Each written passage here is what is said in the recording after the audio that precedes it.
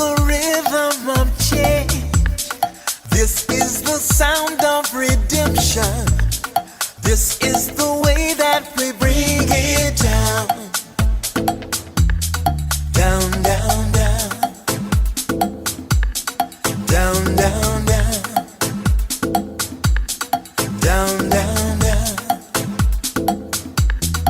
Down, down, down. Down, down, down. Igniting the fire within you. Exalting the melody of freedom. These are the things that will bring it down. Down, down, down. Down, down, down. Down, down, down. Down, down, down. Down, down, down. So gather the faithful. Tell everyone to stand and shout loud. Shout loud. Shout loud. Let's bring it down. Let's bring it way down. Let's bring it down. Let's bring it down, down. Let's bring it down. Let's bring it way down. Let's bring it down. Let's bring it down, down. Down, down, down. Let me tell you, it's in the air. Joy is in the air. Love is in the air. Can you feel it? What it feel like? Freedom. What it feel like? Don't sleep on it, brother. You might get left, sister. Can you feel it? What it feel like? Freedom. What it feel like? Justice. No need to be counted, cause I am down. Down, down, down. Down, down, down.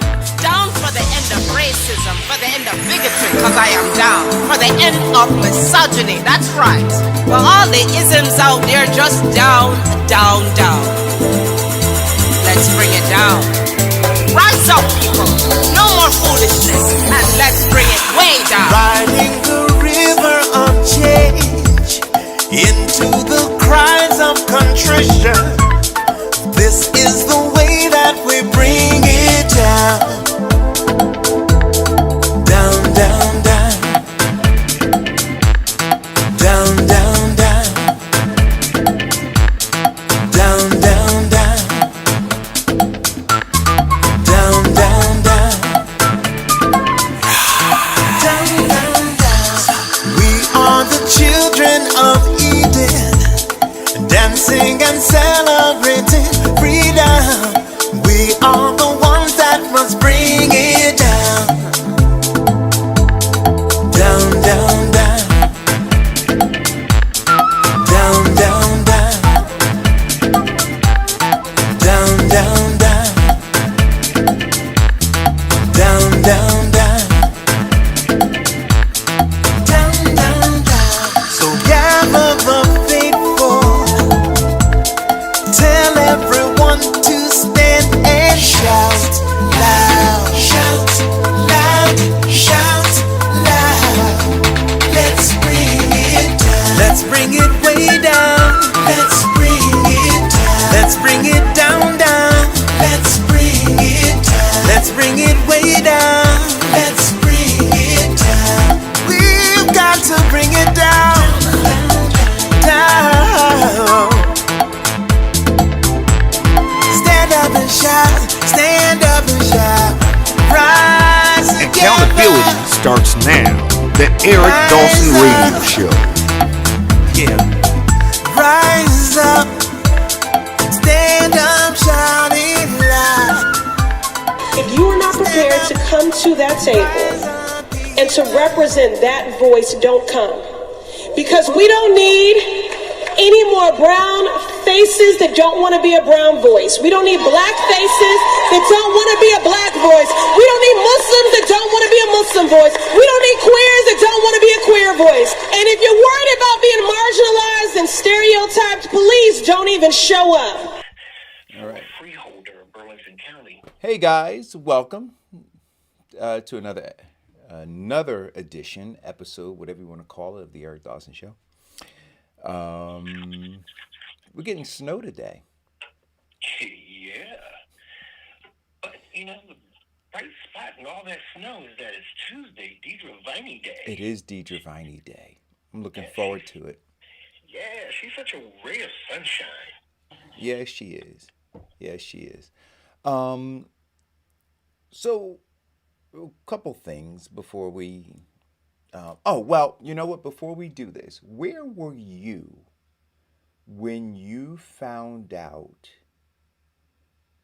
that Kobe Bryant perished in a plane accident? Do you remember where you were? Yes, I was quarantined, talking with my brother. You met my brother Max. Um, you know, living in West Philadelphia. Knew Jelly Bean Bryant. In high school. Kobe's dad. Loved him when he played for the Sixers. Met Kobe as a kid, and so it was a heavy loss. He has done a lot for the sport of basketball and for the Lakers themselves. In fact, he actually made me like the Lakers. Yeah. Yeah, I was. I had announced. Remember last year, I announced that I was going to run for Congress, right? Yeah. And I had gotten campaign literature done, and I had mapped out, a strategy of walking and knocking on doors and picking up support and doing all that kind of stuff. And so I met a guy who was homeless who said that he would walk with me. And so he and I walked. And my neuropathy, like I was in pain. This was last year, 1 year ago today. We were walking, and I was in excruciating pain. But we kept walking. We were talking to folks, and people were excited about it. And then all of a sudden, I started getting these notifications on my phone. Right. And first didn't believe it because it was surreal, right? And then it sunk in. So it was just before, right? Because we went on shutdown and lockdown and all that stuff. Like Right. 6 weeks later or something like that, right? Which kind of derailed my campaign. Um, but yeah, man, it was just crazy, just crazy that, and it shows you, man, how fragile life is. No matter how much money you have, no matter how much influence you have, no matter how much, you know, you're still, you're still mortal, and everybody, we talked about this yesterday, right? You will not escape death. Um, Right. you know, One thing that the Kobe dying on a plane, and it really rung home to me was the simple fact of how precious life truly is, and how we should not take every day that we're blessed with for granted. That we should live our life like Kobe, intentional, with a purpose and a drive and desire to exceed that. yeah, but yeah, I just thought about that. Um, I posted something on my page today, and I was talking to you about it prior to the show, and I'm just trying to figure out how to couch it. Um, you guys will go and see because I just said what the f, and it's a video. It's a video, and published or not published. It was, it's a video of hip hop rap artists. But it was put out by a major company, right? TuneCore. in celebration of their 15th anniversary. And in the video, it's not an edited version of the video. So you hear the word nigga and you hear the word bitch, right?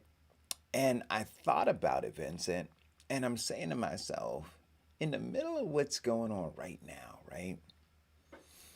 And I understand that those are the lyrics to the song, and certainly if you go and purchase the song, or purchase the album, you should get it in its true form, right? But when they play it on the radio, right, they play a cleaner version. They don't play those words, and so TuneCore knows that,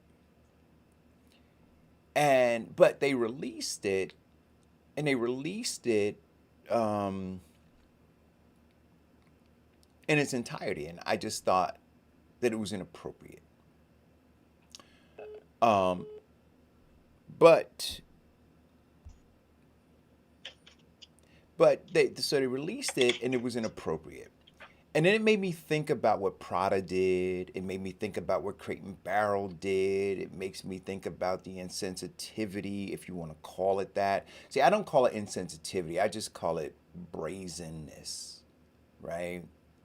Um, that of Starbucks, the culture, right? It's this culture, and so for them to release that, I just thought it was horrible. So my hope is that the black folk who work at TuneCore rise up, right, and speak out about it, and that because I can bet you this, that there was no one in leadership to help make the decision about the release of that particular song like they did in celebration of their 15-year anniversary. There was no black person sitting at that table making helping make that decision. And there lies the problem. Well, in lies the problem is that there is no inclusion. So the basic media marketing strategy content is all projected by a group of white people who, the majority of them, the large majority of them, don't understand the black community. Oh no, wait a minute, wait, see, stop. I gotta always correct you. They do Okay, understand. They do have an understanding of the black community based on this caste system. Yeah, but they're the ones who made the cast. Right, but see, but don't say they don't understand. They understand the black community based on this caste system, and that's why they act with impunity. Oh, well, here is the cast. They cast us as the way that they see us. And the way that they see us, for a lot of black people, it's not a true reflection or a true direction. I mean, I go through that with my nephew. And the reason I haven't placed the interview that I had with him on the show is because of, the content in his raps. And, but here is part of the cast.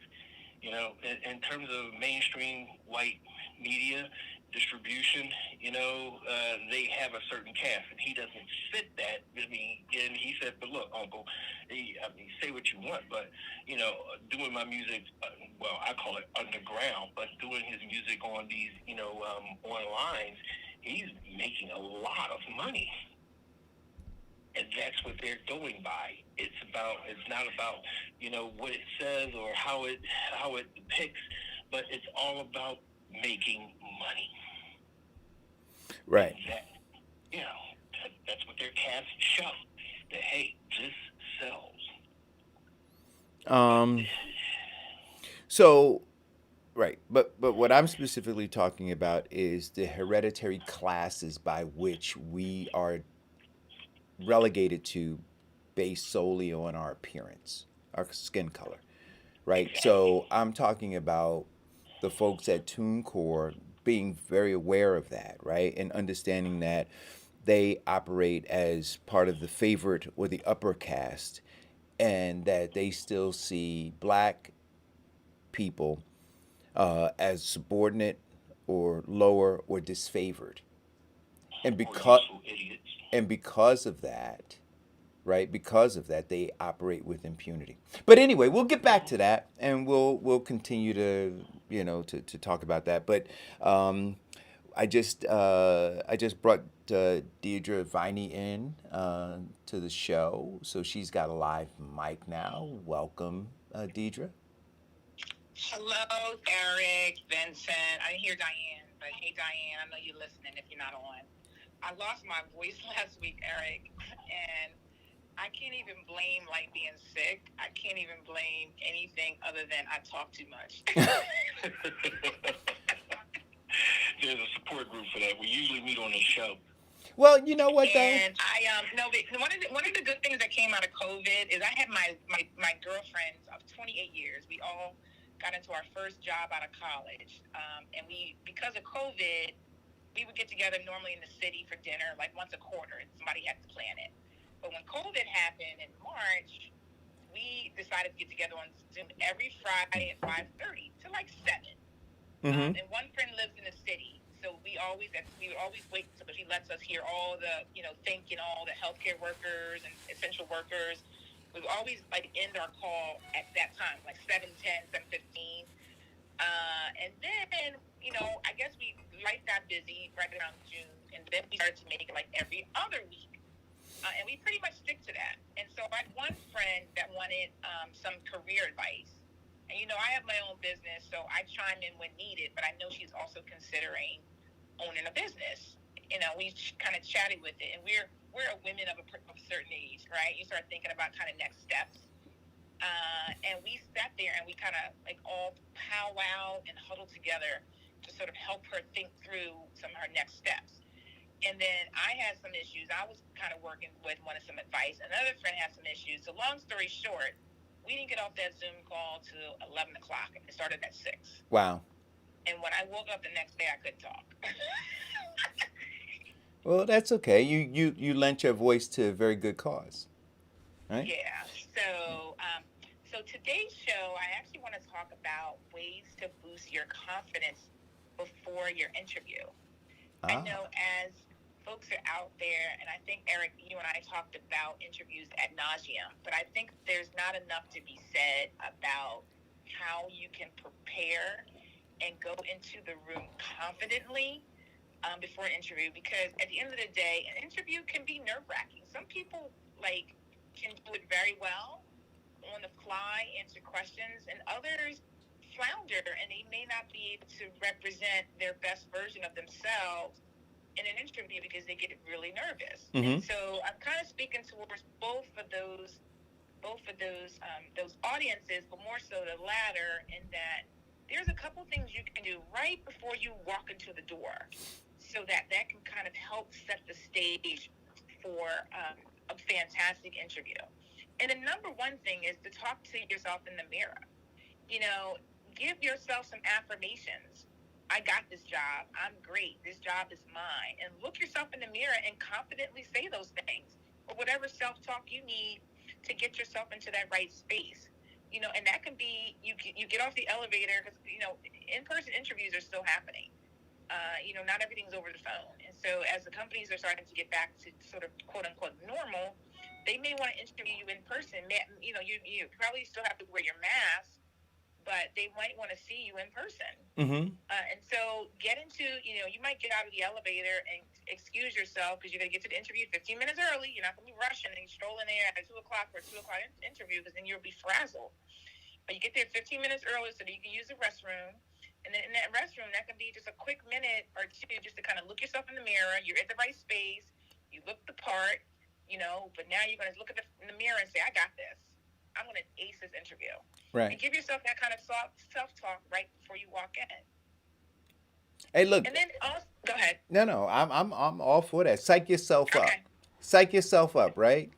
And then another one is also, at the same time, in the mirror, you can talk about your past accomplishments. This is a good opportunity to kind of just regurgitate them to yourself. What are some 3 things that you're good at?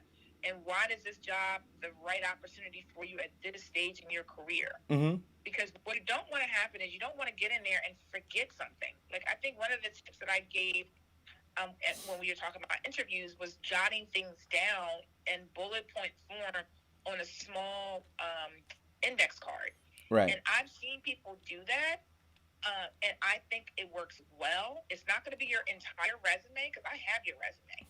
But if you use a small 3x5 or 4x6 index card with a couple key things that you do not want to forget, Mm-hmm. I think that's totally fine to take that into the interview, because you're not gonna stare at it. You might just, you might get, sometimes you might get nervous, or they might ask you a question and you don't really know how to answer it. You can look down at your little, index card and say, oh yeah, that's right, I did do that. Kind of snap yourself back into reality. Right. And so just maybe on that little index card, or maybe some of your top accomplishments as it relates to this job you're going for, and then just go back. Same thing. You're in that bathroom. You're doing that self-talk. You look down at your index card and you say, I got this. And this is why I got this. Because of this, and this. Also, in the same mirror, you can strike a pose. So for me, that Mary song, when you look at that, you look at yourself in the mirror, that song is like my walking song. I think it's called My Life. Mm-hmm. When I'm like down for whatever reason, when I turn that song on, I immediately snap into a better place. They always say music therapy, right? Right. That can do that to you. And for me, that particular song, I keep that song. First of all, I love Mary J. Blige. And when I used to have my hair straight, I used to get taken for her. And I thought that was such a compliment because I love her so much. Mm-hmm. But you want to strike a pose, and that song really speaks to me because it shows confidence, right? That you're standing straight. Your back is up. Your head is not down. You are striking a pose of confidence, and you want to do that in the mirror and practice it right before the interview, so that you can walk in there with confidence, not slouching, and look at the mirror and look at what you look like, because that's how others are going to see you. Sure. If you're slouching back, if your head is down, if you are not conveying conviction of your accomplishments, all that's going to come across in an interview. That's so true. Taking a class in public speaking, the professor noted two key people, Michael Jackson and Beyonce, and their performance. And he asked, what do those two have in common, besides making lots of money at this concert?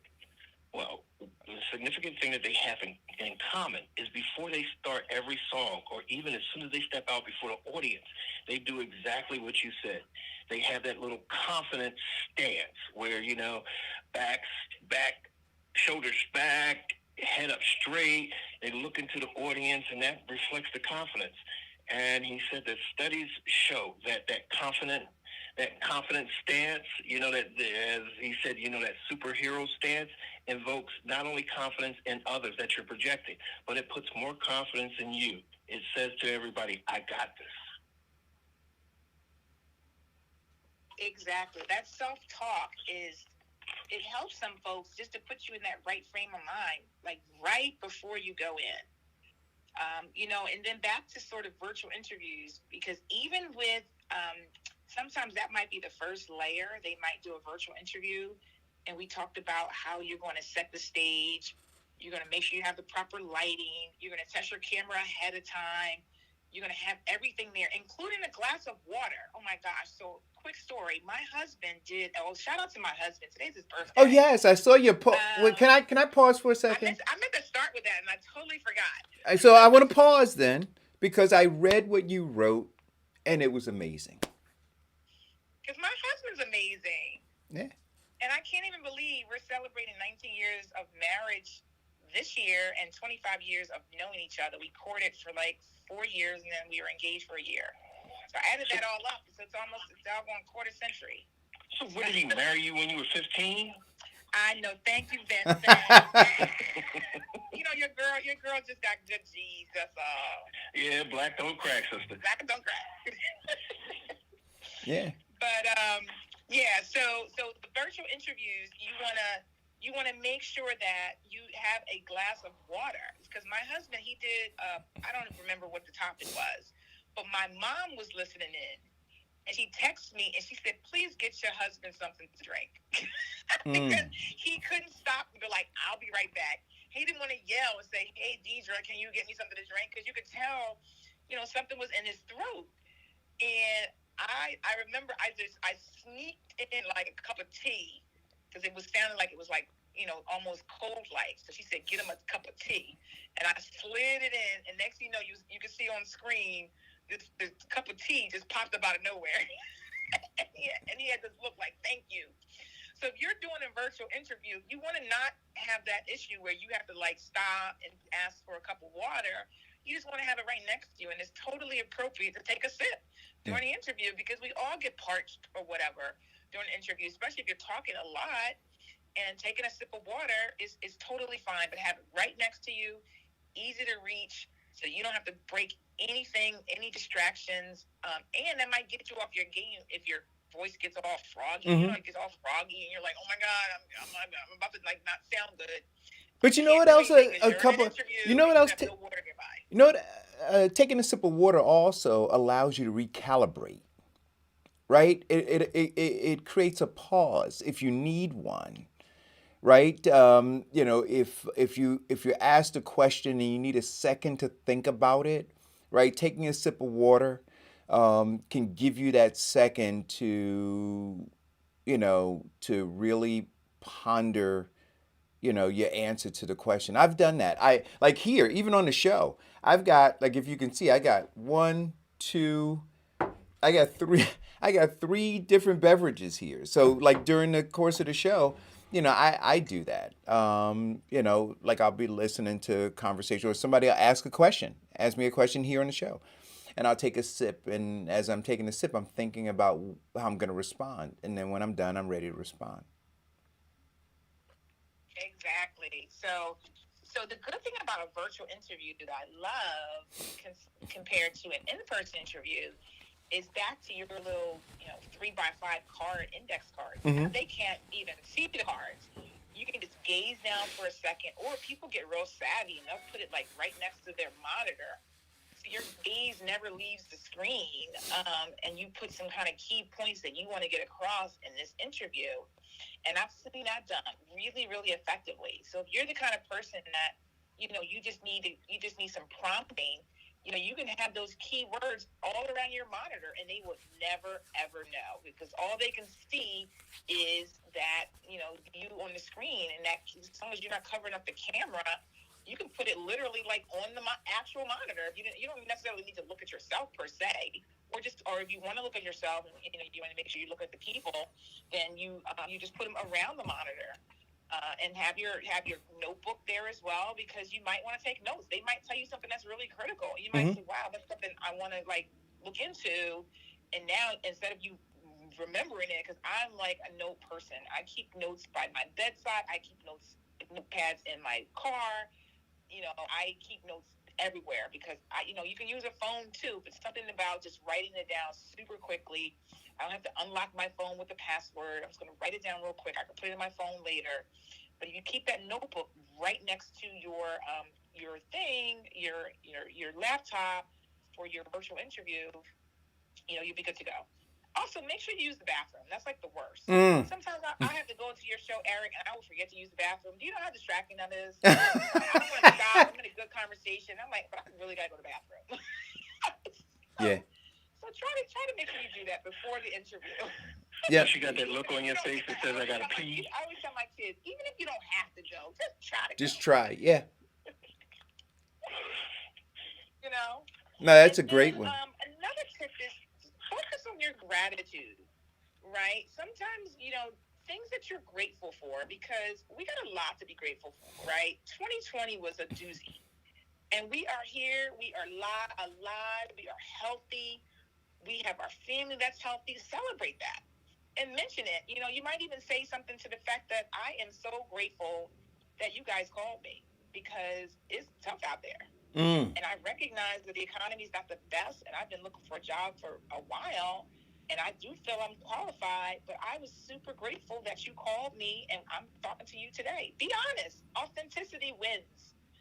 when it comes to an interview. No one Yeah. wants a fake person that has coined, canned answers. No one likes that because we can see as the interviewee, we can Mm-hmm. see right through that. We can see right through that basic question. Because sometimes I've interviewed so many people.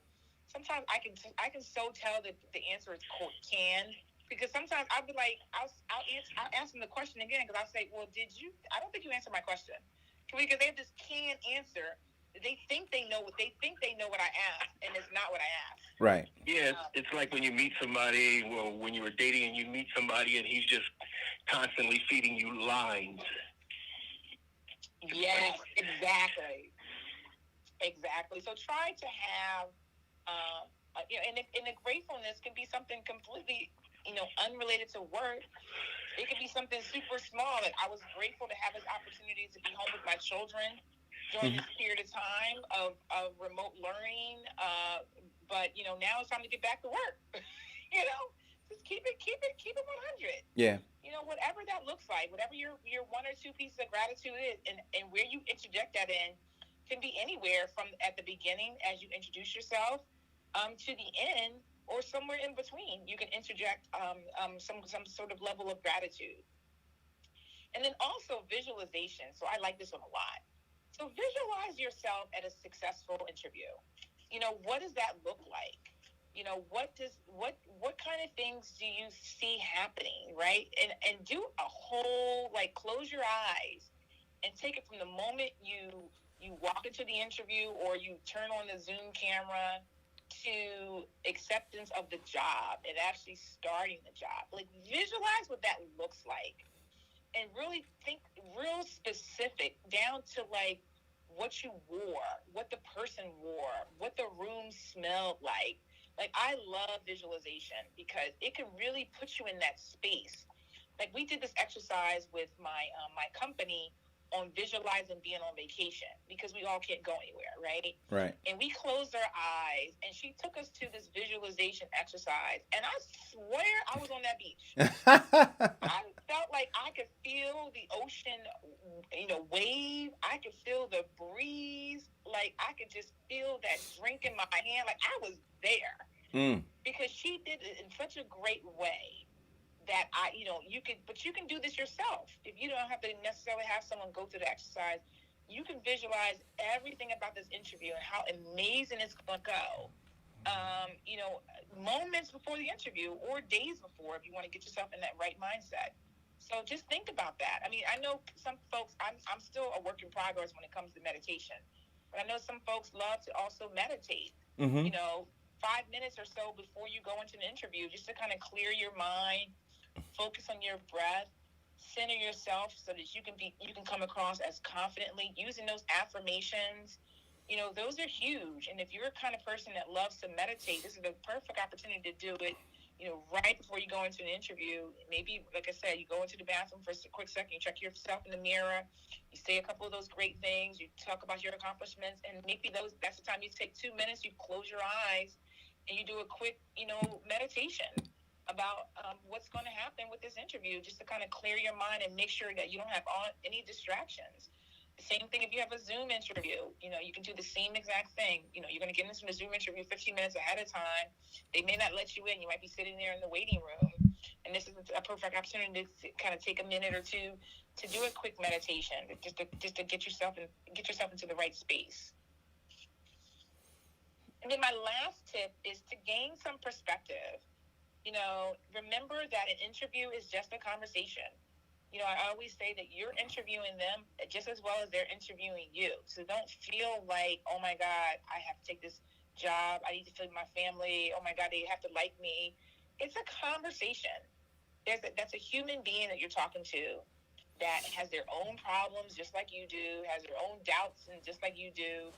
And so be as real and authentic as you can while also being professional, while also getting across your accomplishments in the most authentic way that you can so that they can make a decision. But you have to make a decision too. You might interview, they might give you an offer and it might not be enough money. Right. They may not be willing to budge, or the opportunity may not be all it was cracked up to be, and you learned that from the interview.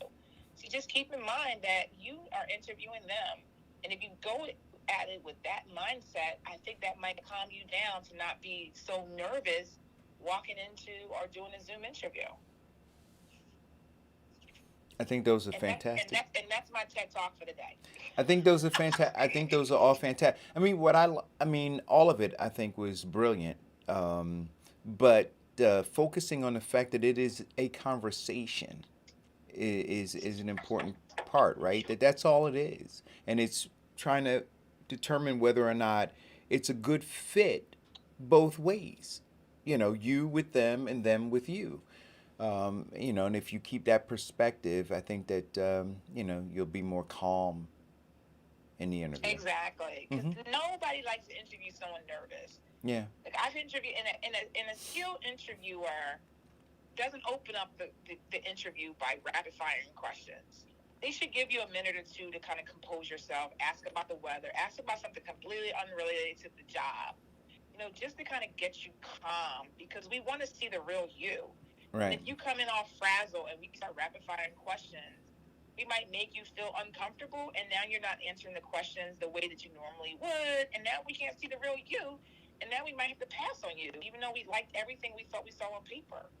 So we want to see the real you, and we want you to be in that right space. But not everyone is a skilled interviewer, and not everyone does it a lot. And so because of that, they may not have that much experience helping you get to that space.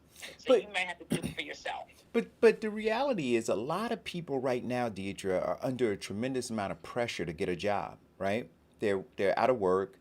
They may be behind in rent. They, you know, or mortgage payments or other kinds of things, and so they look at that job opportunity. And not only that, but people, you know, in this day and age, with so many people unemployed and looking for work, getting that phone call is almost like Charlie in Willy Wonka's, you know, where you get the golden ticket, right? Golden ticket. Yeah, you know, and so that in and of itself creates a level of anxiety that says this may, you know, you've waited all of this time, you've applied to X number of jobs with no return call, and now you get this interview. So if this doesn't work out, you may wind up going through that whole process again, and you've got rent due, or a mortgage payment due, or a car note due, or a student loan payment due, and it just the pressure starts to mount up.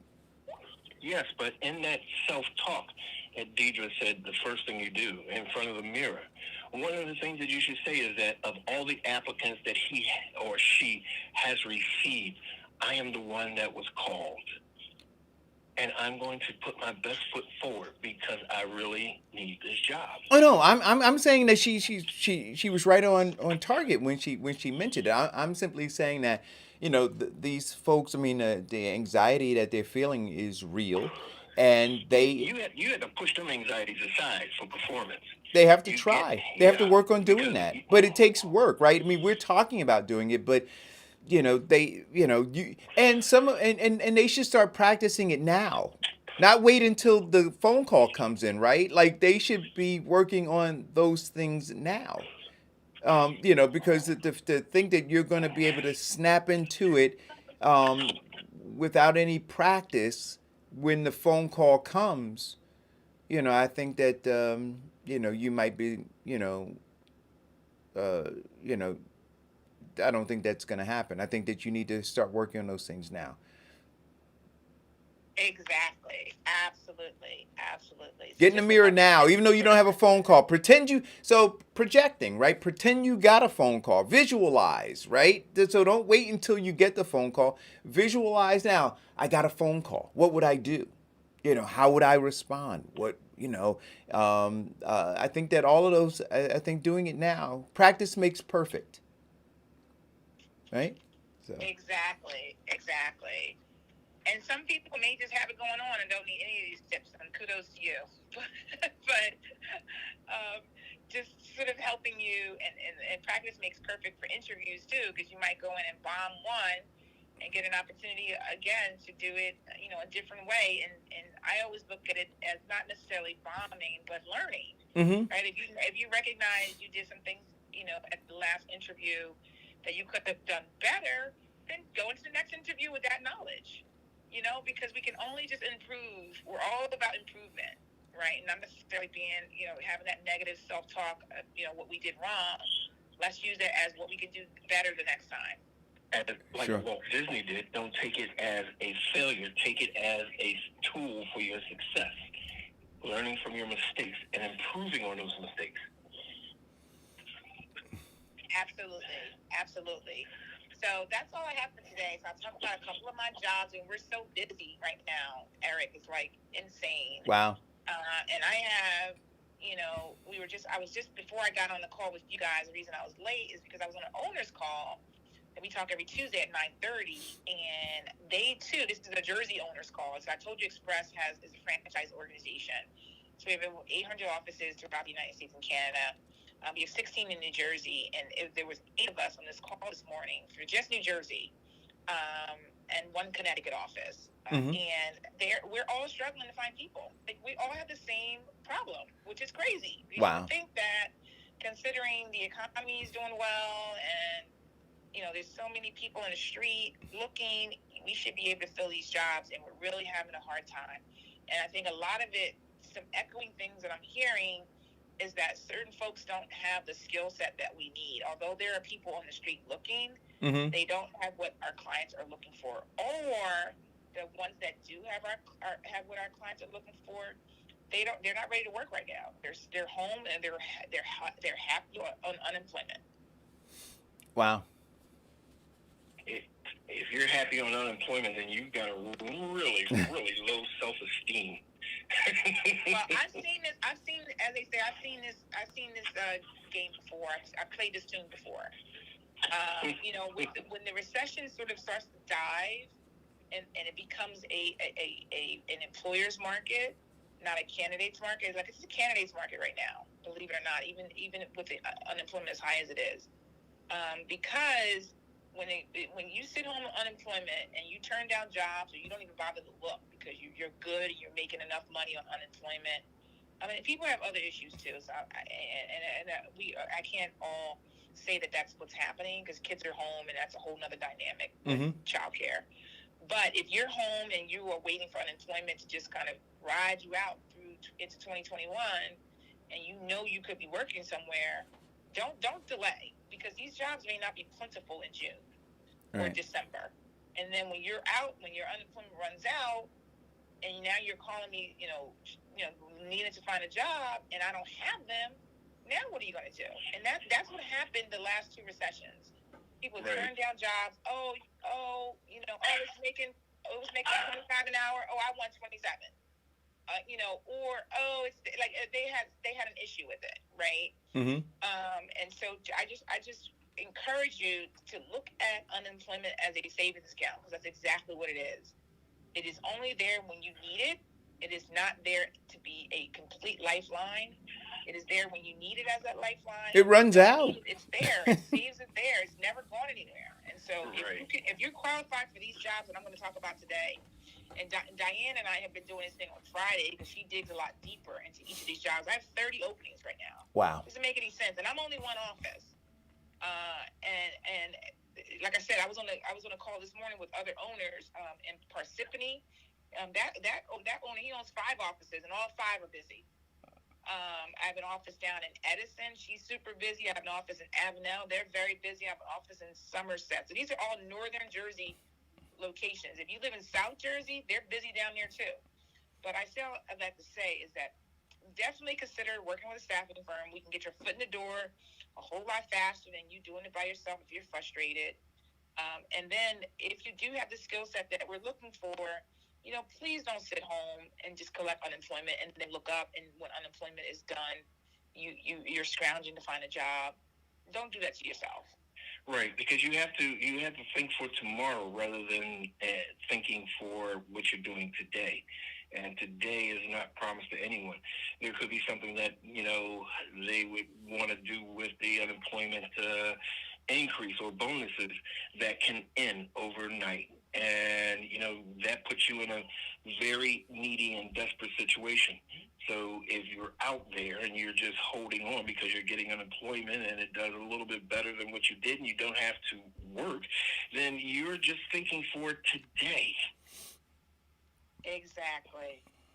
Exactly. And so just keep that in mind. So Some what of are the some of jobs the I have 30 open right now. So yeah, what Um, are some of the 30 jobs you have? So I'm looking for these two roles here. They're in Newark. They're in the port of Newark. You need to have a car. It's really critical because of their location. Mm-hmm. I'm looking for a yard coordinator, second and third shift, and I'm looking for a chassis stacker, second and third shift.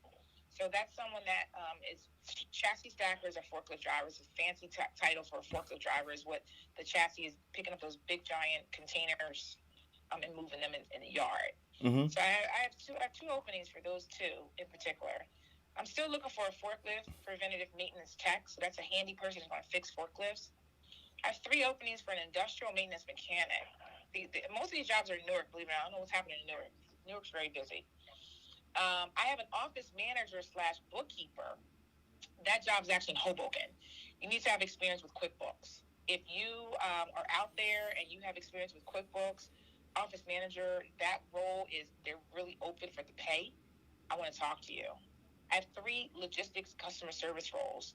This is someone that works at a company like a trucking company because of where we're located up here in northern Jersey. The ports are here. A lot of product is coming in from overseas. This customer service person knows how to handle all the paperwork to get the right products, customs, all that good stuff. So if you have experience with that, I definitely want to talk with you. I always have forklift jobs. That's always the case. I always have general warehouse. I have a client in Newark. I kid you not, Eric. If I could have 100 people there, I would. It's a second shift job. It's working from 1 to 10 or sometimes till 12. They do have mandatory overtime. It's working in refrigerated locations, so some folks don't like that. Mm-hmm. It is lifting heavy. So if you're the kind of person you can lift heavy, you can work second shift. It does pay 13 an hour. They do have bonuses in place to make up to 16 an hour. Like I said, I have about 20, 30 people there now. If I could have 100, that's how busy they are. Wow. I would love to talk with you. They're very offender friendly. They want people. They want to try to get people temp to hire. They do use about 3 agencies, including myself. That's how challenged they are with getting staff. And so that particular role, some folks don't like it, mainly because of the refrigerated, maybe because there's some things that are heavy, mainly because it's second shift. All those 3 things I cannot change. Mm-hmm. But if you're the kind of person that's okay with those 3 things, and you live and you want to work in Newark, that job is, they train literally twice a week. That's how busy they are. They will completely train you to operate the pallet jack. As well as they're very big on safety. So they train about safety, they train about pallet jack. I would love to talk to you. I don't even put up a number because we're literally working on it every single week. We've been working on that job since probably October, and we send people every Monday to start working. Wow. And so that job it's been really challenging to keep people there, or they want to take it because it's second shift. Go ahead. If you don't, for the jobs that you listed, if you don't have the skills, you can, and if you're unemployed, one of the good things about being unemployed is that it gives you a great deal of disposable time to either take some training or get self-taught in things like QuickBooks, et cetera, et cetera, et cetera. Yes. Now, I will tell you, though, that's a really good point, Vincent, is that clients are super flexible. So right now, one of the jobs I'm going to talk about next is the HR job I was mentioning to you.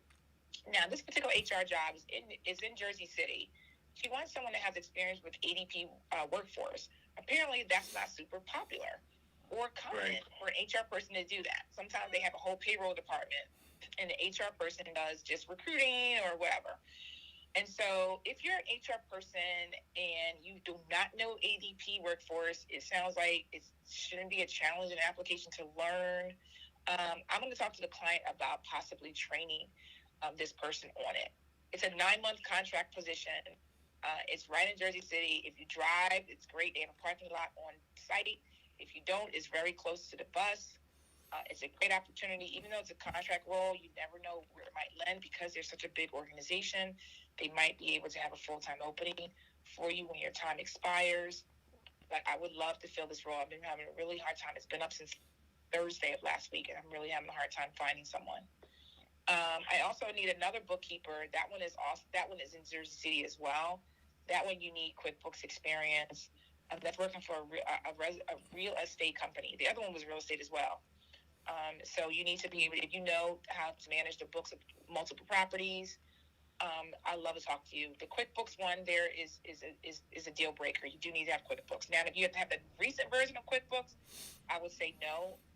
Those things seem to be trainable Mm-hmm. as long as you know QuickBooks and and you've used it in this capacity with real estate properties.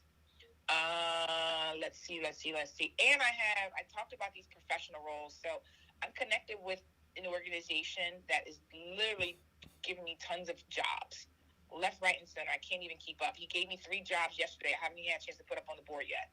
So I'll probably talk about those with Diane on Friday.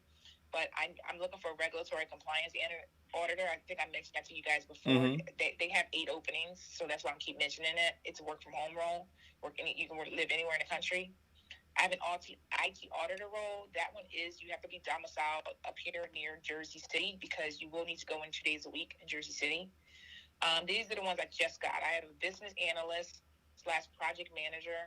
That too, you need to be domiciled up here because it's going to be in New York City eventually. You will be in the office in New York City. So those are 3 professional level roles. They're contract roles, which means you are technically we're paying you a contract rate for an indefinite period of time. You're not on the company's payroll. But I have 3 other roles that, like I said, he just gave me. I haven't even had a chance to put them into the system yet. Wow. So he's clearly really busy. These are all related to compliance and banking. And if you have any experience in compliance and banking, please, please, please send me a resume because those 3 roles I have, I put up the other 3 roles he just gave me yesterday, and he's always looking for compliance people. So if I don't have a position open for you now, I'm sure I can talk to the company about you and get you a job. Oh, wow. And then I think the one that came to me yesterday is I have 2 shipping clerk positions. One's in Jersey City, one's in Newark.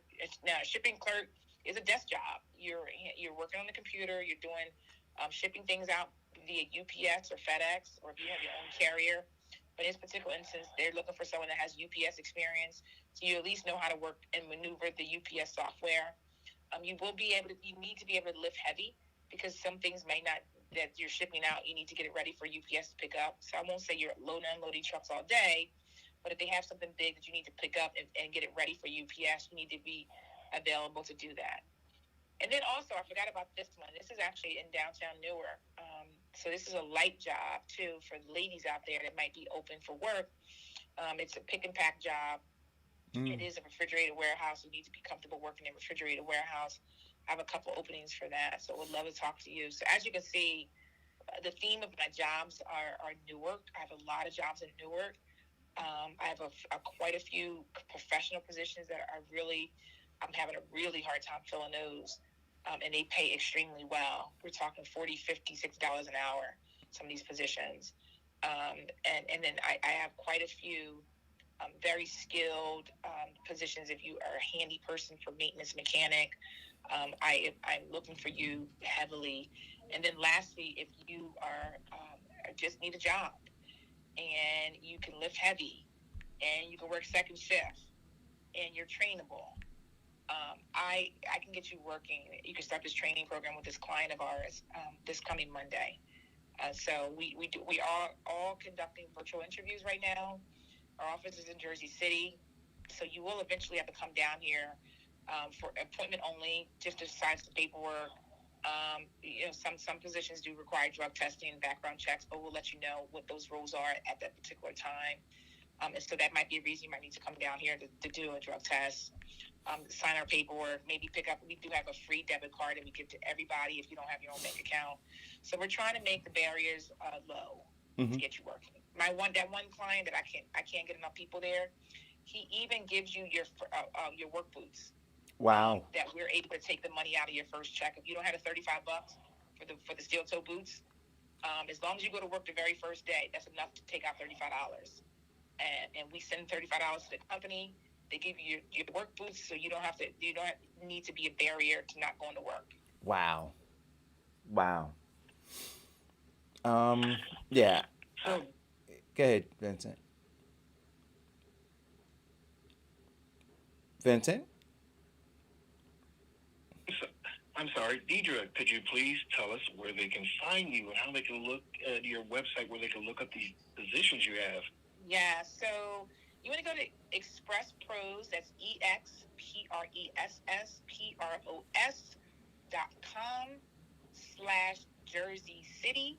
Like I said, we're a franchise, so we have offices all over the United States. If those opportunities don't fit you, I would still register with our particular office if you want to work in the Jersey City, Newark area. Also, you can call our office. One of my team members will be happy to walk you through our process at 201-333-8400. Mm-hmm. We have an app. You can download our app. It's called Express JOBS, Express Jobs. There you can post your resume, you can do your application, you can apply to jobs automatically. We will call you. The app is amazing. It'll give you kind of miles from your house to the job. So I think that we've been really developing the app over the years. It's about 3 years old, and it just keeps getting better. So I encourage you to also follow us on Facebook. We're on Facebook at Express Pros JC. We put a lot of job tips out there. We also post our jobs there. So there's multiple ways, and at the end of the day, you can always just Google us. Okay. We're Google. What is it? We're Googleable. You. And as always, we do track for our progress and growth. So if you're listening and you are looking for a job, and not just yourself, if you can look for other people that you know who are in need of employment, and you hear about Deidre Vining on this show, please let us know, because we like to track our progress and how we're impacting our communities. And I don't think I said this, but Diane asked me on her show on Friday if I do a referral bonus. And I was like, absolutely. Oh. So we actually pay a 50 referral bonus to anyone that refers someone as after they work 80 hours. You don't have to be an associate, but I do need to know where to send a check. Okay, is this under the table money? It is cash in Uh-oh. hand. It's only yeah. it's still under the IRS rules. Get your hustle on. So we're willing to give $50 per person. You refer me 10 people, Vincent. Do that quick math. It's $500. So that's cash in your hand. Just for referring me good people that now they gotta go to work. You just can't refer me I never place them to work. They gotta go to work. They gotta work 80 hours, which is technically only 2 weeks. They work 2 weeks. $50 is cold hard cash. Just make sure they mention your name and make sure they mention your government name, please. Some people will call me and say Pookie sent them. I don't know Pookie. So first and last government name so that Pookie can get the right credit. Yes, that's fantastic. And so you can get your hustle on. $500 a month. That's a payment on a Mercedes. $500. Doing what you would normally do anyway, right? Right. Yeah. Get that cousin off the couch. Get him out sitting there watching Jerry Springer or Price is Right. But get that kid, your adult child that doesn't have a job that claims they can't pay you rent because they don't have a job. Get their butt a daggone job. It's World Express. There you go. They got a job, even if it's temp. Get your butt off your mama couch out her basement. You need to get a job and be self-sufficient. Put down that PlayStation and that Oculus and get employed. Yes, because even the one I just mentioned, that warehouse one, if you're an able-bodied person that can lift up to 50 pounds, you should be working. Yes. At the sound of my voice, as they say, right? That's right. The sound of my voice. The sound of my voice. Well, that's fantastic. I'm gonna leave with this though, Eric, because I know you've been seeing these daggone Bernie memes, man. I never had so much fun laughing all weekend. My husband, I asked my husband what he wanted to do for his birthday, and he said he wanted to go skiing. My husband don't even ski, but he knows our children love to ski, so we went skiing. And as I'm sitting there that Saturday morning, thumbing through Facebook, I'm literally crying with laughter at the Bernie memes.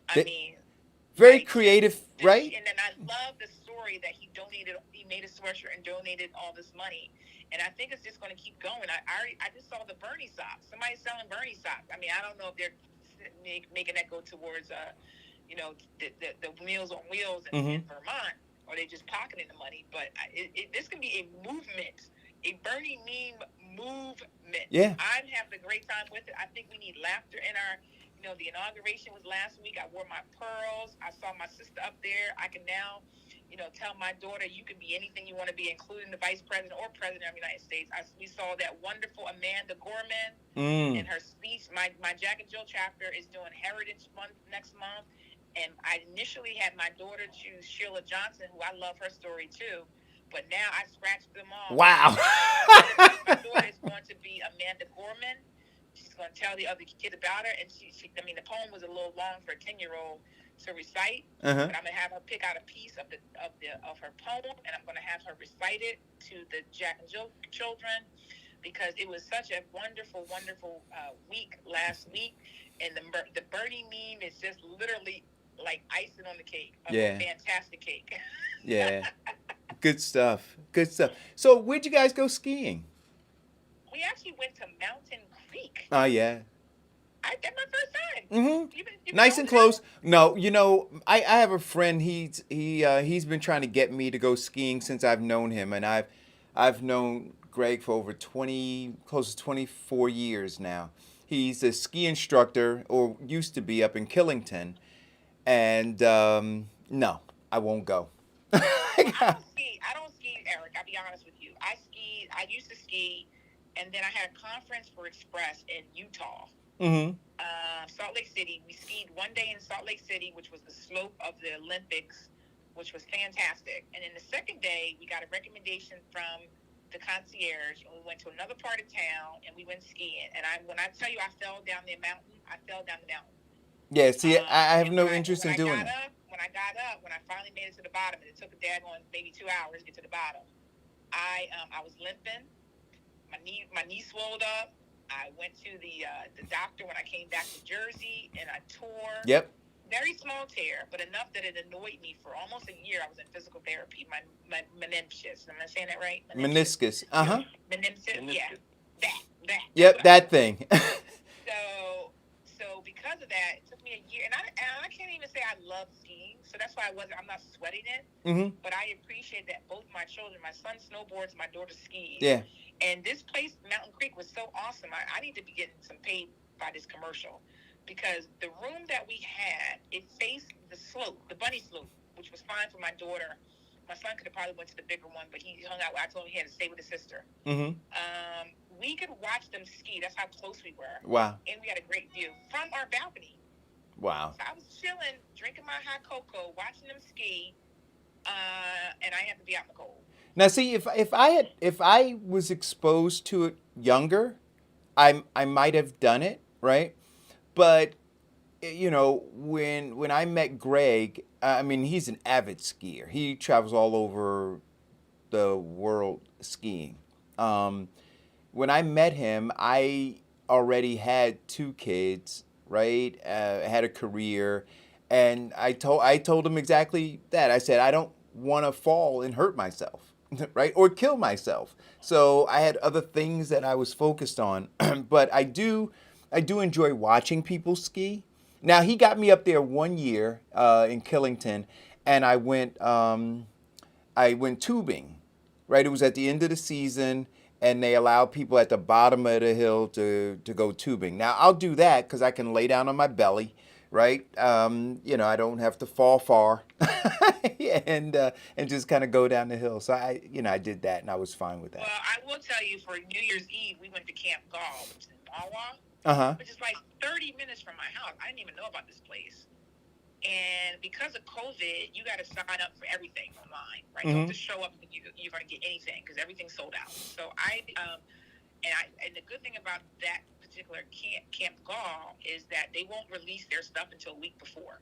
So I put it on my calendar. I went on to the day it got released, and I got a snow tubing thing. And I will tell you though, that because they make the snow, and it's been pretty cold in Jersey, that snow was like ice. Yeah. Oh, you I move. went so fast down that daggone snow tube, I almost got like a little scared. Yeah. I did it like two more times to get my little money's worth. Yeah, that's one of the things we do because when we go skiing, after I get off the slopes, I'm exhausted. And usually we get, me, my wife, my daughter, friends, we're in like a 5 tube train and pushing them down that thing. It takes very little, but you go down so freaking Mm-hmm. fast. I mean, it is really an adrenaline rush. Yeah, I don't mind tubing. I won't ski. I won't. You Yeah, know. so this place, Eric, that I went, Mountain Creek. I know they have tubing because my husband he took care of like setting it all up, Mm-hmm. and I was going to do it, but I'm glad I didn't because the tubing I think is in a different area because I didn't see it, Oh. and so I'm glad I didn't do it. So it probably is a little ways away. You probably got to take a shuttle or something to get there, or Mm-hmm. maybe if you're driving. We stayed on property. But tubing is available and it's fun. And this place, they made so much snow. It was like that. That fake snow looked super good. It wasn't so crunchy, and I actually went through it. Kind of like I've skied out what do you call west. And after I skied out west, they always say you never want to ski in Jersey again. And I get it because skiing out west, even though I fell all the way down the mountain, it was so beautiful. And you literally sink into the snow because it's so deep. Yeah. But this place, they do a good job. They because of COVID, it wasn't as crowded. Our ski lift time was in the afternoon, Mm-hmm. so that made it a little less crowded. They have like a restaurant, but like one of those like quickie take, quick not sit down kind of places, but you can sit down there. Mm-hmm. Food's already done, hamburgers, French fries, that kind of thing. Okay. On site, and so it's all encompassed, and it was a good time. We're trying to figure out when we're going back. Wow, that's great. That's great. Well, I'm glad you guys had a great time. Glad you guys. Oh, and Eric, I cannot leave without telling you about your bread pudding. So big up to your bread pudding because Eric and I think Eric, I don't know if you realize it. That's actually the first time we actually met in person. Oh, that's right. You know what? Because that's absolutely right. Because I picked the cake up on the porch. Yes. Wow, that is crazy because I feel like I mean, well, I do know you, but you know what I mean. Like, I feel like I know you know I had you. that aura about me. Everyone thinks they know me. I'm like, Yeah. everyone's friend. That is. No, but I thought about it after I left because I was rushing to get to my girlfriend's house Mm-hmm. to get a chance to chat, and I thought about it. I was like, that was my first time actually physically seeing you. We've seen each other over Zoom and Skype and Facebook and whatnot. But anyways, I still would say that you made me a pan of bread pudding after I hounded you for months. And you did it without the raisins, which I appreciate because otherwise I would have eaten it and plucked all the raisins out. So you saved me the time of plucking. And that cream sauce, that vanilla cream sauce, I think that's what it was. Mm-hmm. So good. So I brought it home. My husband and I, we both love bread pudding, but it was a lot. So I cut it up. I brought some to the office because the people that work here, they also love bread pudding. Uh-huh. I bought the cream sauce for them as well. They enjoyed it. We all enjoyed it. I actually had the last of it last night because I eat just a little less dinner so I can enjoy bread pudding. I do that too. I base how much food I'm gonna eat based on what I'm gonna have for dessert. You don't want to be full because if you're full, there's no space for dessert. Actually, my husband's birthday's today, and I said, babe, what do you want for food? And first he said he was going to cook. And anybody that knows my husband, he's a fantastic cook, and he will cook on his birthday. He's even DJ'd on his own birthday. Like those are two things that he just loves to do. Mm-hmm. But then I was like, cooking on your birthday, like that's terrible. So I said to him, he loves cheesecake from Cheesecake Factory, and it's particular kind, the Dolce de Leche. Oh yes. So I said, and I love their food. I'm not a cheesecake person, but I love their food, and I love this Linda's 7-layer fudge cake, which is my favorite, and my birthday is next month, and so that's what I'm actually going to ask him to get me. Okay. So I said to him, listen, what if I order Cheesecake Factory? I'll go pick it up. You can't. I don't even know if you can sit in the store, in the restaurant in the Shore Hills Mall. But nonetheless, I'm gonna go pick it up. And I got my kids' orders last night because they love to drag their feet. Mm-hmm. And all I got to do is get his order. And I'm going to order before I leave the office today. I'm going to go there. I'm going to pick it up. We're going to have a nice dinner at home, compliments of Cheesecake Factory. Oh, that's fantastic. And let me ask you another question, because I saw again your post of your husband. He's a teacher. So he's an educator. Okay. He taught in the classroom for 23 years, Okay. history, Okay. high school history, and he also taught the African American Experience class, which Mm-hmm. stay tuned is going to come to a place near you online. But he got promoted to the dean of students. Oh, fantastic. And the way Okay. that they do the dean at his school is he took someone's place that got promoted to be a assistant principal. So he started mid-year last year. No, before COVID. So a year before that. Mm-hmm. And they gave him the senior class. And then this year they gave him the freshman class, and he follows them until they graduate, and he starts over again. And he is loving it. Nice. He's absolutely loving it. And these kids are resilient, but he's having some challenges because they're freshmen, and this is their first high school experience. Is all virtual. Mm-hmm. So some of them aren't showing up for Zoom classes. They're disappearing. They're not doing work. And so he's got, the dean's job is not just disciplinary. The dean's job is to make you graduate. Right. And so he's helping these kids their first year, and they actually go back to in-person school in February. He actually went today on his birthday to proctor the PSAT. Yeah. At his high school, so he's excited to be out of the house. But that's what I was going to ask. How is as an educator, what is he experiencing, in the age of COVID? The funny thing is, Mm-hmm. we wouldn't think when he first got the job.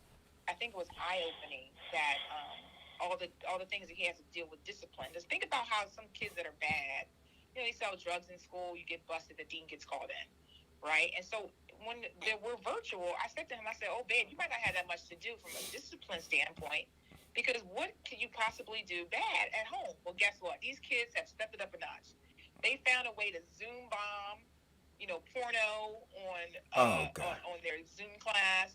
They found a way to do mischievous stuff to teachers via Zoom. So they found a way to get creative. And people are getting suspended from school and they're home. They're getting virtual suspensions. Well, real suspensions for suspension.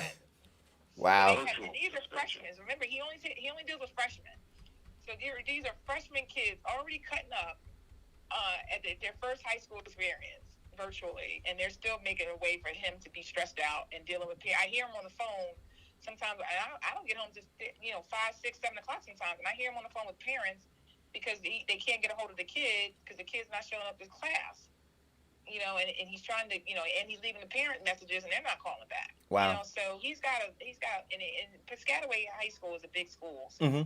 he's got 500 kids underneath of him in freshman class. So it's a lot of work. Wow. Wow. Well, happy birthday, sir. Did he get tenure? Oh, he's been tenured.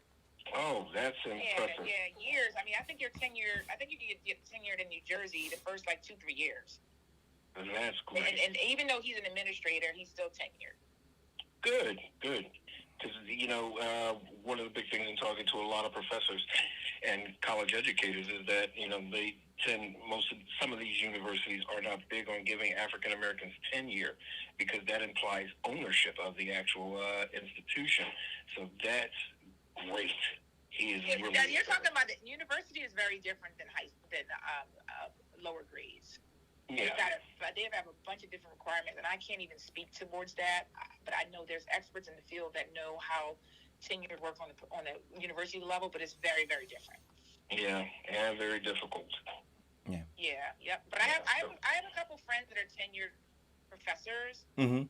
On a university level, Black, that are doing it, just doing it. You might even want to get one of them on your show, Eric.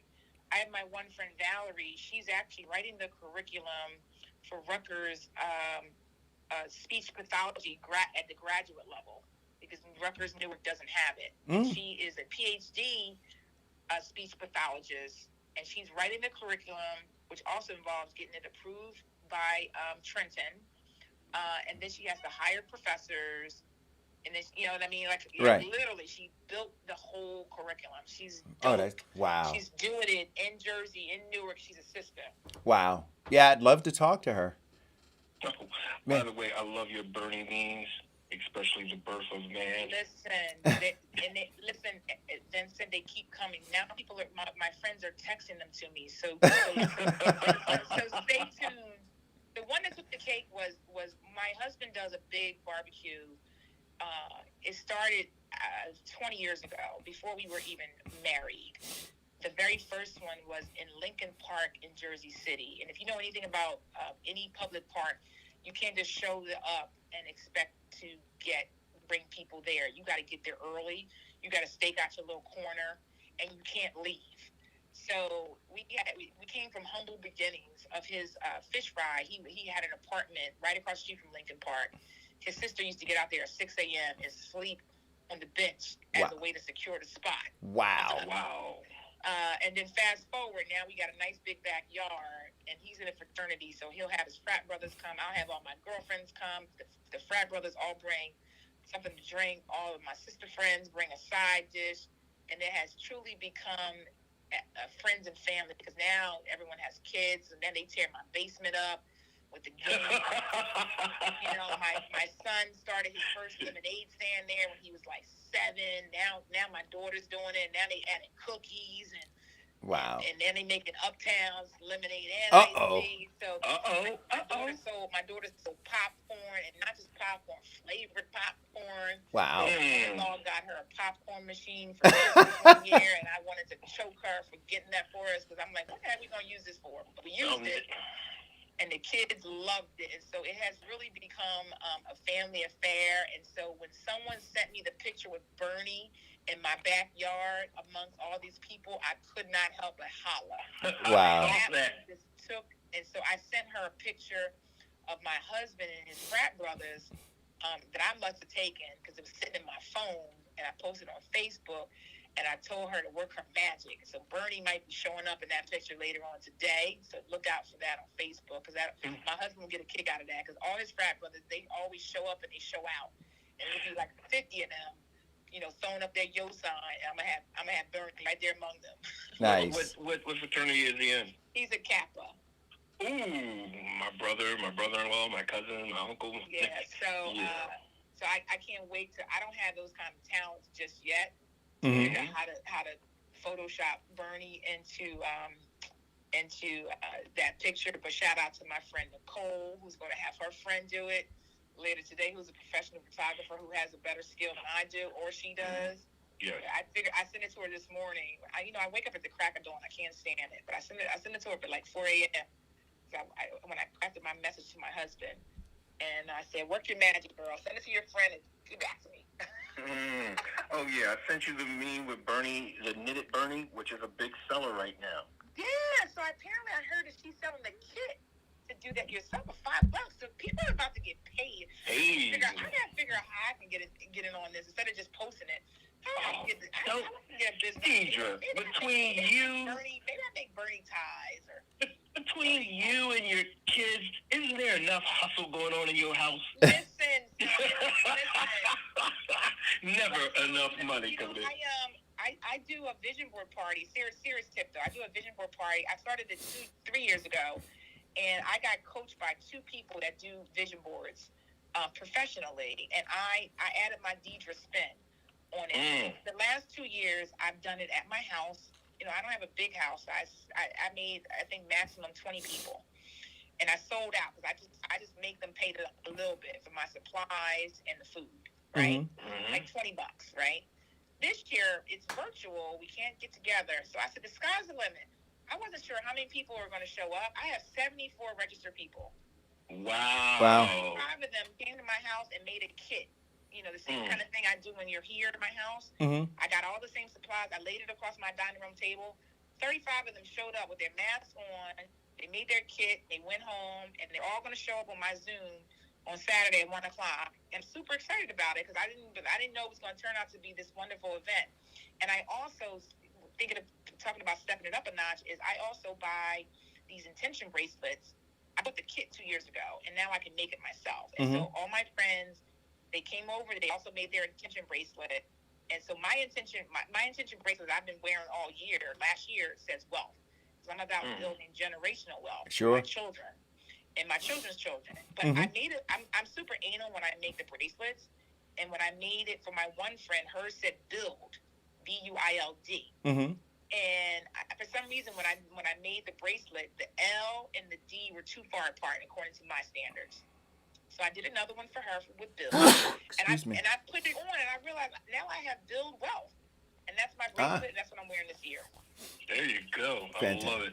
Turn your passions into money. Deidre, you are just a wealth of talent and resources.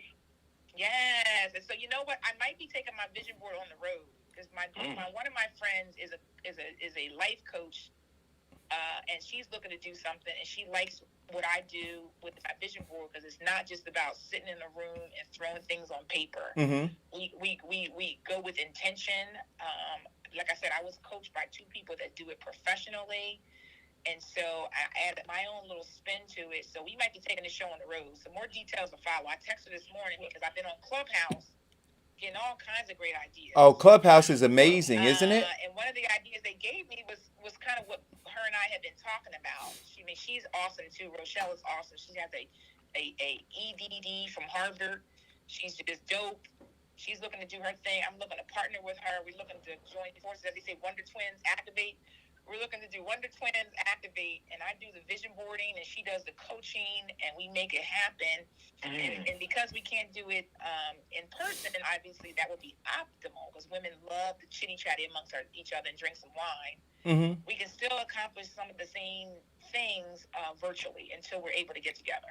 Sure. So I'm looking forward to her. And I'm kind of taking her lead. She's the lead on that. I'm just a vision person that's going to do the vision boarding part of it. And it's going to be, we might be able to roll that out by the spring. Oh, that's fantastic. All right. Well, Deidre, I'm sorry. Go ahead, Eric. No, go ahead. Deidre, I'd like to, on our show, What You Gotta Say, that Eric and I host, we have a segment called New Year, New You. We would love and be humbled if you do a segment on the vision board. Absolutely. So interestingly enough, they have a section on that on Clubhouse. Mm-hmm. And, I'm always looking to learn and add just a little bit of quirky things to my vision board. Right. And I went into that Clubhouse, this was like maybe 2-3 weeks ago, and I got like one little tip. And I was like, ooh, I'm going to use that one little tip on my vision board. And so I would love to share it, and then hopefully it can morph into other folks doing their own vision board, either individually. I do them with my daughter. Mm-hmm. My daughter is so cute because she's like my technology person, and she's going to help me because I have 74 people. We're not going to be in one room. We're going to be in one room initially, but then we're going to break into smaller rooms of 10, and she's going to be my technology person. I'll make her the host, the co-host, and she'll be able to pop into each of the rooms and whatnot. So I love to be able to add value that way. And if they don't come to my vision board party that me and Rochelle may do, then create your own. There's room for everyone. Right. True. Excellent. I love it. Well, look, I need your presentation to be 5 minutes. So, We'll be on here for 1 hour and 11 minutes. 11 minutes, yeah. I told you I lost my voice talking to my girlfriend for 5 hours. so now you're trying to regain that lost time. Mothers, right? My mother.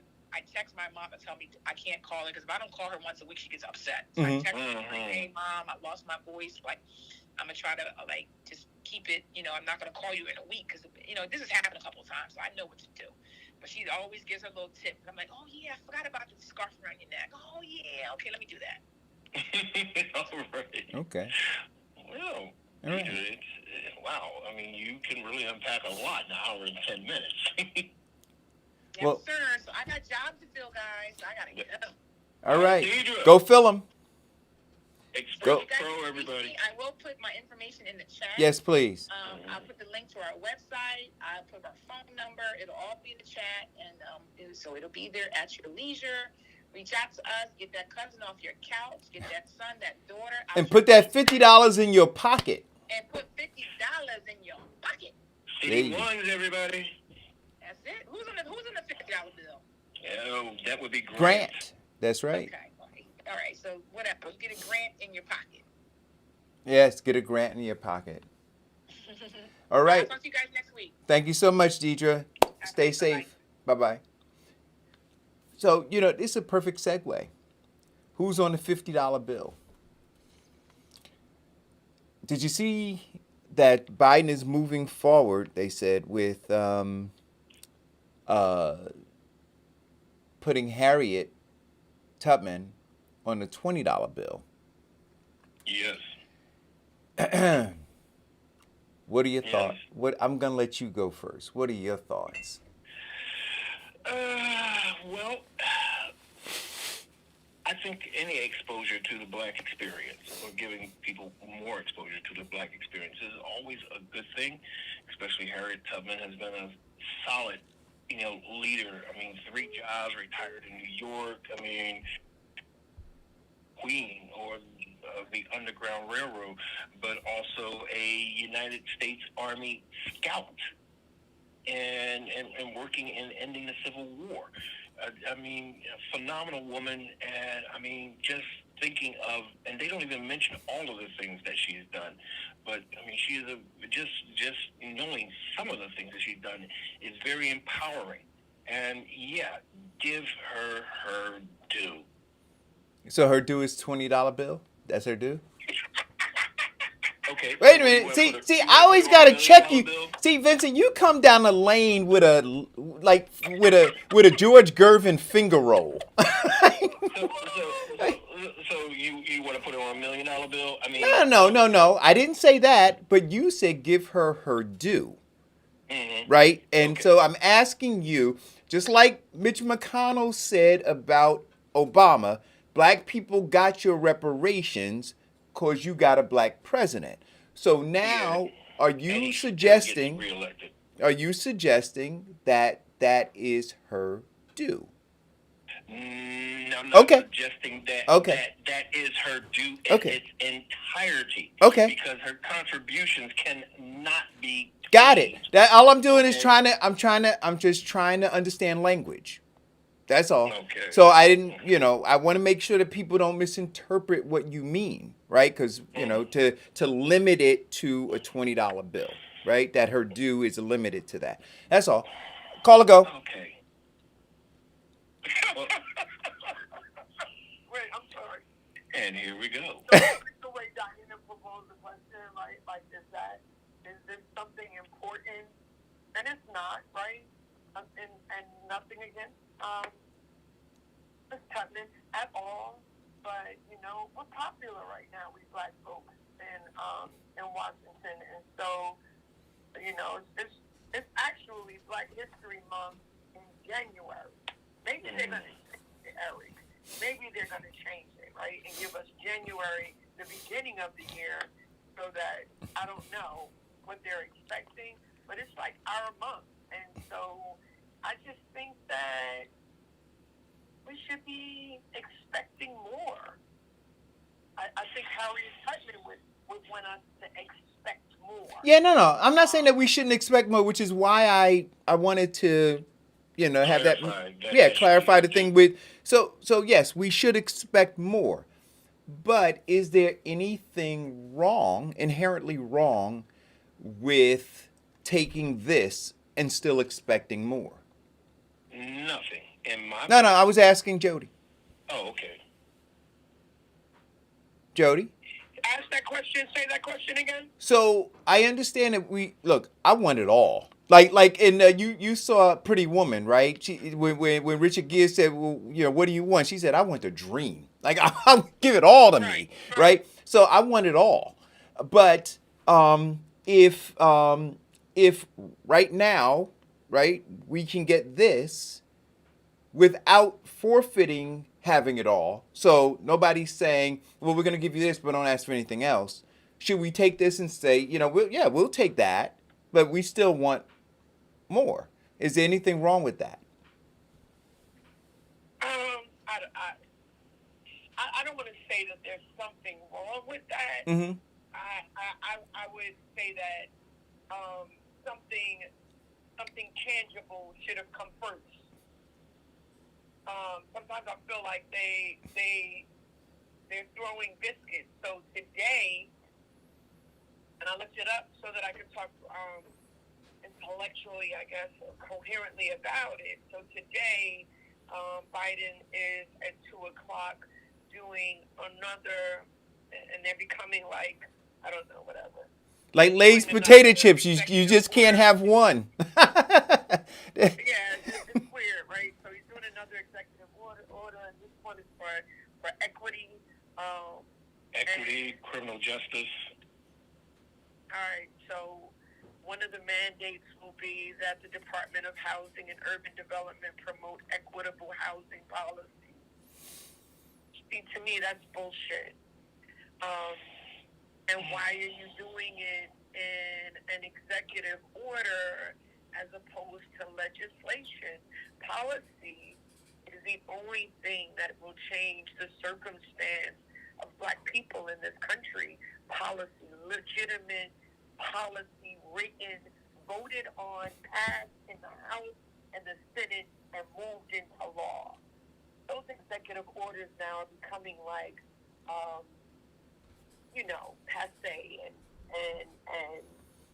and bones being thrown. So while I think that, and listen, as a mom too of a Black young man, I might be a woman that argues, geez, why not a man on that bill? And I do have feelings about that as Black people, I keep saying this, and I argue with women all the time about the importance of our leadership being fair, right? So we got Kamala. I'm gonna run with that. But I just feel like they're bones. I don't feel like they're legitimate. I don't feel like it's policy that's gonna change our circumstance. I believe this is pandering, and it's about something else wrapped up in COVID and stimulus, and so we'll see. That's my answer. Okay. Eric, Yes. what's your take on that? So I don't mind it, right? But my concern, my only concern is that we are an emotional people, right? And so you'll have a lot of people think that this is the finish line. Like, we got this, right? Just like they dance around about Black Lives Matter on street. And you don't even hear any conversation about that anymore, right? By the way, right? But when they were painting Black Lives Matter, that was it. That was it. That was all Black people needed to know that we were loved and adored in this country that hates us so much, right? And so now they're going to give us Harriet Tubman. And again, I just say that it is a way to calm the uprising in the servants' quarters, right? Just to, and that it's not what we, So yes, I say take it, but be mindful, right? And want more. Be hungry for more. Believe you deserve more, right? So that is it for me. And then beyond that, right? I want to, I think that I want to know who's overseeing choosing the image. Well, yeah, I think that, I mean, I can see the point of actually doing it, putting Harriet Tubman on a 20 has a placebo effect. But I'm saying that, that is not all. In fact, that's not even what we asked for. Or there are some people who did ask for that, but that was 20 years ago. But look at the accomplishments that, the people going out and protesting that Black Lives Matter. You look at the monumental historical content or historical presence of us getting together and making a hashtag, a movement. And that movement did more to me than just get Black Lives Matter painted on some streets. That movement actually galvanized, and there were the same people who have worked to campaign to get Biden in office. That movement has now implemented and changed things for that policy that went into an executive order today. That movement has gotten a huge level of an awakening of consciousness for a lot of white people to look at themselves and the injustice of white privilege and white superiority. So no, I'm not going to minimize the efforts that people have done, nor am I going to minimize the accomplishments of people that have done. But what I want to do is say that, okay, it is a building block. It's just one brick. Keep building. Right. But see, I'm operating, and I'm telling you, man, now I'm operating. I think I told you, Vincent, I'm on my third read of this book, Cast. My third read. And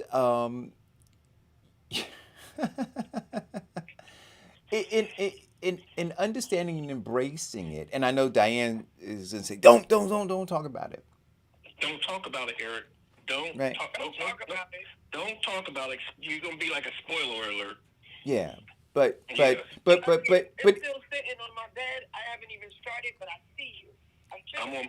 You understand what I'm saying? I'm on my second read. So yeah, and I'm waiting for the show because I think it's gonna be really great. But, right, but because it's hard for me. Please don't talk. No, but it's hard for me to understand if you tell me you're on your second read, how something like this is hopeful, because you understand what's undergirding the system, and this thing does absolutely. You know what it's like? I'll give you an example. It's like somebody tells you they're stage 4 cancer, right? And you tell them to take an aspirin. You tell them to take an aspirin, right? Like, yeah, so somebody says, well, aspirin is medicine, right? So be hopeful that the aspirin is going to do something. But you know, like if you're an oncologist, you know that what's underneath it, that aspirin is not going to do anything, right? But if you can convince the person, like you talked about before, placebo, right? So they took something, right? So then you make them hopeful that that's something that they took that you know, because you're an oncologist, ain't gonna do a damn thing. But you convince them to take it and convince them to be hopeful of it. Call or go. Hey, I might be behind because I got a poor signal, so I keep cutting off. But I just wanted to tell Jody for her son that there's a black man on the bill already. On the $2 bill, there's a black man. Yes. I want her to do her own research. You mean that fake bill? You mean that fake bill? That bill that's going to be in currency? And it doesn't even mean checking hands, right? It doesn't even. I'm being honest with you. So I'm just this is just my opinion, right? And it's not to say that I'm like so adversarial to whatever, right? But you sound very adversarial, and it's not a fake bill, and it's a real currency that can still spend. Number right. two, number how three. Do you see it? I have 3 of them. So okay, for that you fact, had saved. I'm not sure how many you had saved, right? I said Jody, can he finish his point first? For that fact, I collect them. When I see them, and people will pull them out of currency, just like we should pull the $20 bill of Harry go on it. For another reason, I'm not even going to get into. But just to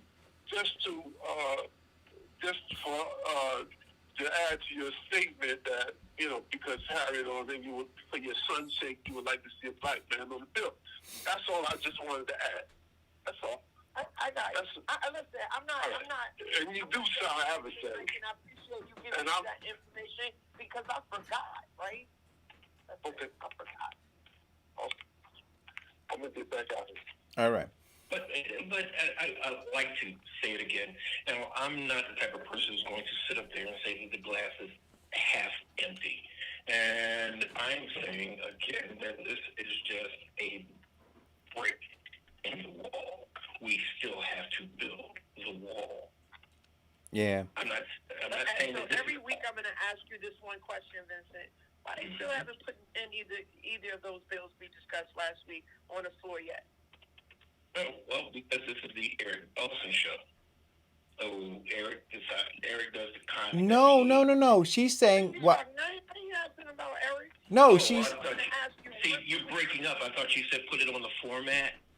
No, it says I'm every week I'm going to ask you if they're building a wall and they're giving us bricks and these bricks are fundamentally going to get us to this loving happy place, right? Or this whatever unity, right?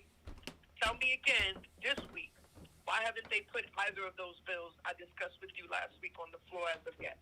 Sorry, just pull them out. Well, off the top of my head, first of all, I am in no professional realm to give an accurate opinion of that question. But off the top of my head, based on my opinion and what I know, I think one of the big reasons that it's not put on the floor, which I would love it to be put on the floor, and I'd love it to be in legislation and laws rather than executive orders, because we discussed that last week. However, I'm thinking in terms of getting it done with swiftness. I'm thinking in terms of getting it done with minimum amount of pushback. I'm thinking of getting it done to make something happen RAT, or as my grandfather used to say, RAT now, rather than the wrangling that they're going on with the Senate. So I'm saying that I'm gonna say probably on the side of getting it done swiftly. Oh, okay.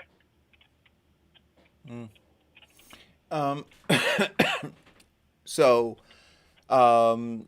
yeah, in terms of the $20 bill,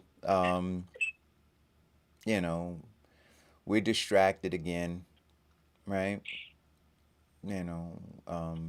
So I don't know. It is exhausting. It is exhausting. See, the exhausting part is that we have so many issues as people of color that we got one issue. We got one issue from which Vincent, we have one issue from which all of these things happen, right? So you have cancer, and then cancer, you have all these other things, right? But you have this one thing. We have this one thing. Right? We have this one thing, but right? That one thing is supported by a lot of underlying foundational issues. Right, but if you're dancing around, so my point to you is this: if you don't get to the nucleus of the thing, if you're dancing around all of this, right, and so you're constantly dealing with all of these things, and you never focus on the actual, which again, I'm gonna go back to what I said to you guys before. So Donald Trump, everybody's talking about Donald Trump. Oh, to me, now you want to talk about no, but only in this respect, right? Because the thing, right, isn't him. So now we're looking at Biden, right? And we're gonna look. I trust me. 6 months from now, those who are truly woke, right, will realize, like, yo, Biden is an issue for us, right? And now I'm going to go, yeah. So while we were distracted, right, we still ain't getting shit. Stuff's still not happening, right? And so until we deal with the core issue, and so what Jody's asking you is this. She's saying to you, I think, she's on the line, so pardon me for for trying to interpret, Jody, but you now are saying, look, if you're saying you're going to move me from here to there, they're key performance indicators that let me know your true intentions, right? And so when she says, well, why aren't they moving these things to the floor? If the biggest concern before was, well, we have the House, but we don't have the Senate. All these things are on Mitch McConnell's desk. We can't get nothing done. Well, now you've got the Oval Office and the Senate. So all of those things, and I'm going to go back to my dear sister, Ayanna Pressley, who says, yo, if you are concerned about being marginalized or stereotyped, then sit your ass down. And so when you say to me, Vincent, well, he's concerned about the wrangling of the whatever, and he's concerned about how he's going to be thought about if he speaks specifically about black issues, and he's concerned about these things. And I'm going, wait a minute, whoa. He is now the most powerful man in the free world. That's right. Right? And so all you keep telling me about is what he's concerned about. Right? That's it. He's concerned about this. He's concerned about that. He's concerned about this. Well, he can't do this right now. He's got to temper this. He's got to do this. He's got to do. Wait. So to me, right, because I'm now in my head is Dr. King, who said, be concerned about the moderate white man. Right? Right? So we can agree that Biden is operating with moderation. Right? On his Right. voting block too, right? On his voting block. On the people that put him there. That's who you moderating? That's all I'm saying. So Well, let's look at it. One of the big things that Biden won the primary over Bernie Sanders is that Bernie was thinking, the progressives was thinking more of a radical approach. And in the debate, Biden said, we don't need that. What we need is a moderate way of making some adjustments. So we wait a minute, stop for a second. I'm gonna pause you again. No. Please let me finish. So, no, but I'm working very hard at not raising my voice. Right. So. But I don't want you to be long-winded on this one, Vincent, because I want to stop at. But I want to stop at when you said adjustments. We don't need adjustments, Vincent. Eric. No, don't. I know my name, but we don't need adjustments. Listen to the entire comment. Go ahead. It may answer the question Go ahead. that you are interrupting the comment with. Go ahead, Vincent. So please let me finish. Go ahead, Vincent. You don't have to beg. Go ahead. Finish. Go ahead. I forgot my point. Okay. So you said adjustments. Right? You said moderate and adjustments. Those were the words you're using. I'm just talking about the words that you're using. Now, if you want to use different words, then go ahead and do that. But you're using... No, I'm going to stand on what I said. Right, and we don't need moderation and we don't need adjustments. We need this shit blown up. You know, there are some things that we need to blow up, and there are some things we need to repair.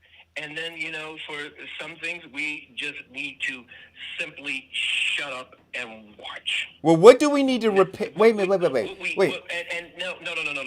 See, now, and here is the next part, because you're interrupting again. What we need to do is decide which ones that we are doing individually and moving forward. Wait a minute. When Biden talks about the BS that he's showing us, he uses Eric's language. He uses, we need to blow it up. There's no equity. I never heard Biden say he maneuvers in your language. What I'm saying to you is, when he's talking about, when he talked about today, the 2 o'clock and the equity, right? He uses Eric's language.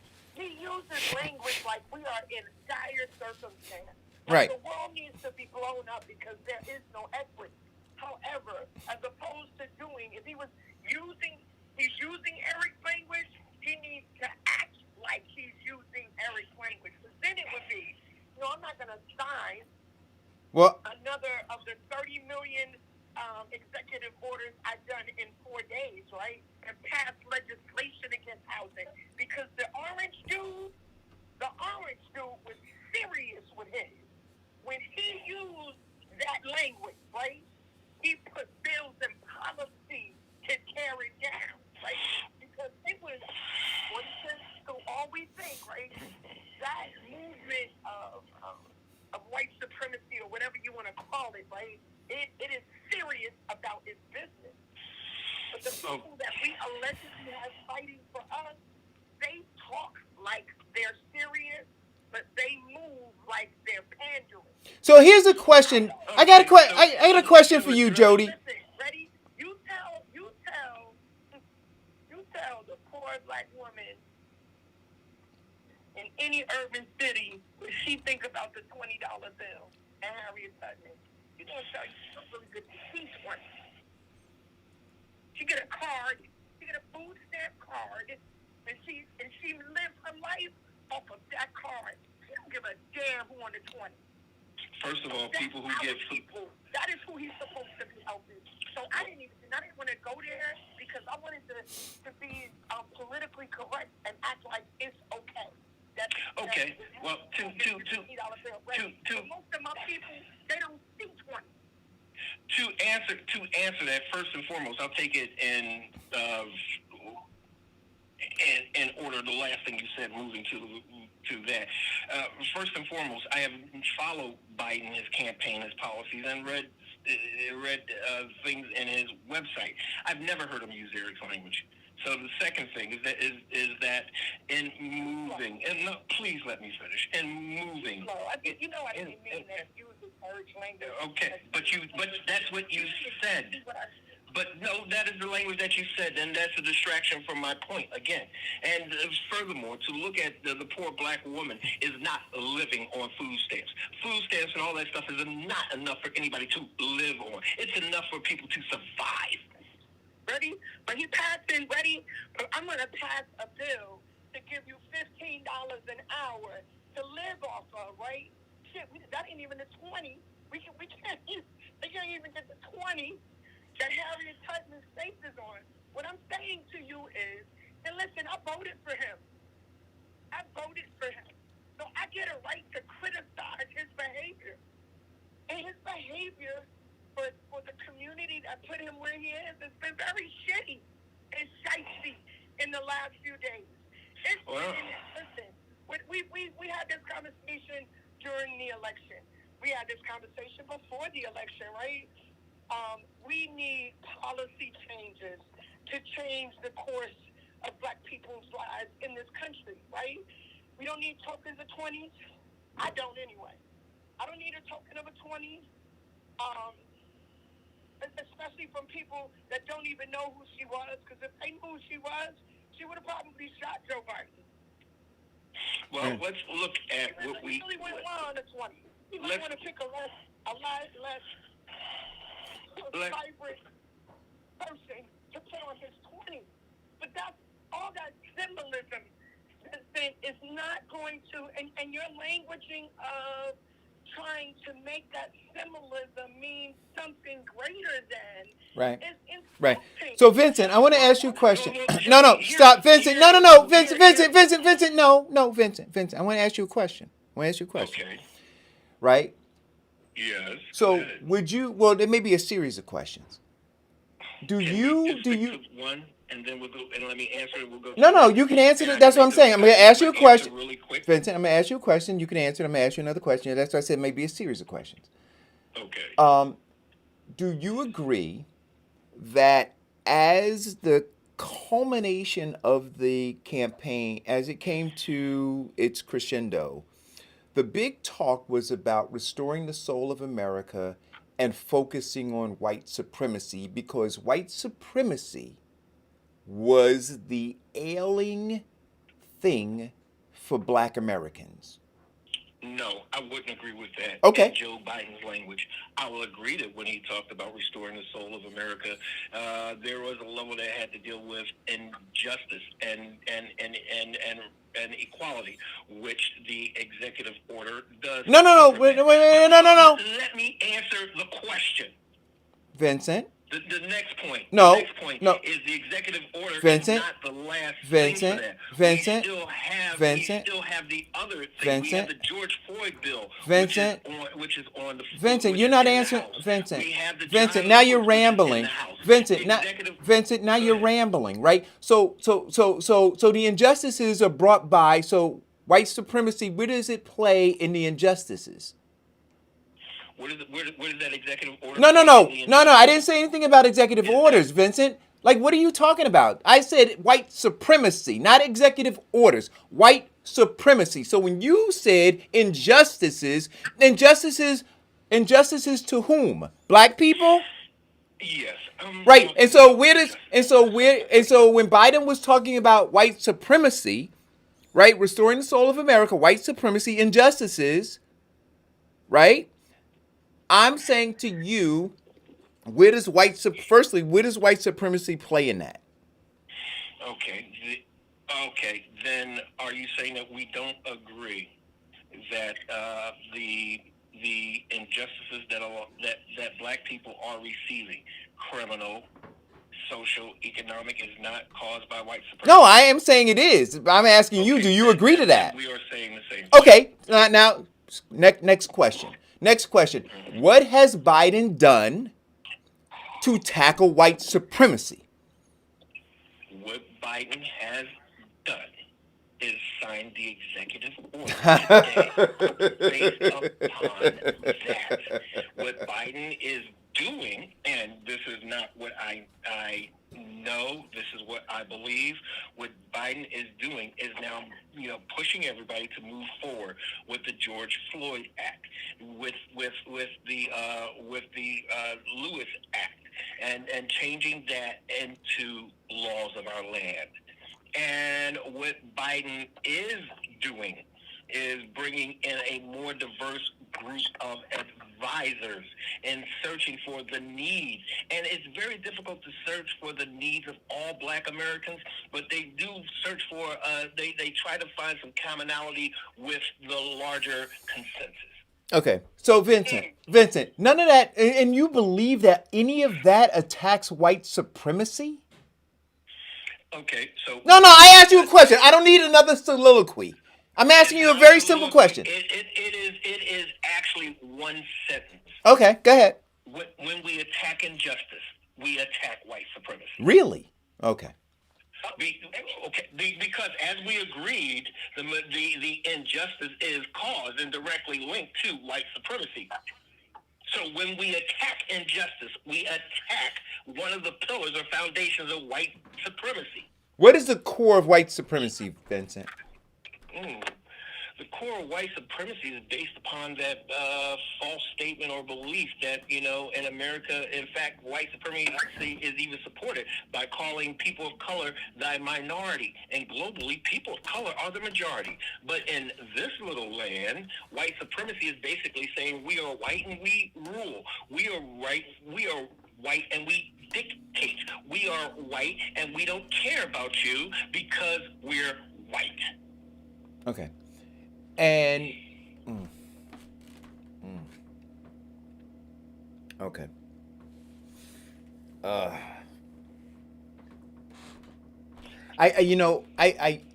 I'm biting my tongue, Diane, not talking about the book, but it is astonishing, right? Because, like I said to you before, I'm on my third reading of the book, and a guy with the power now of Joe Biden, right, has a complete understanding of all of this that's undergirding the injustices, right?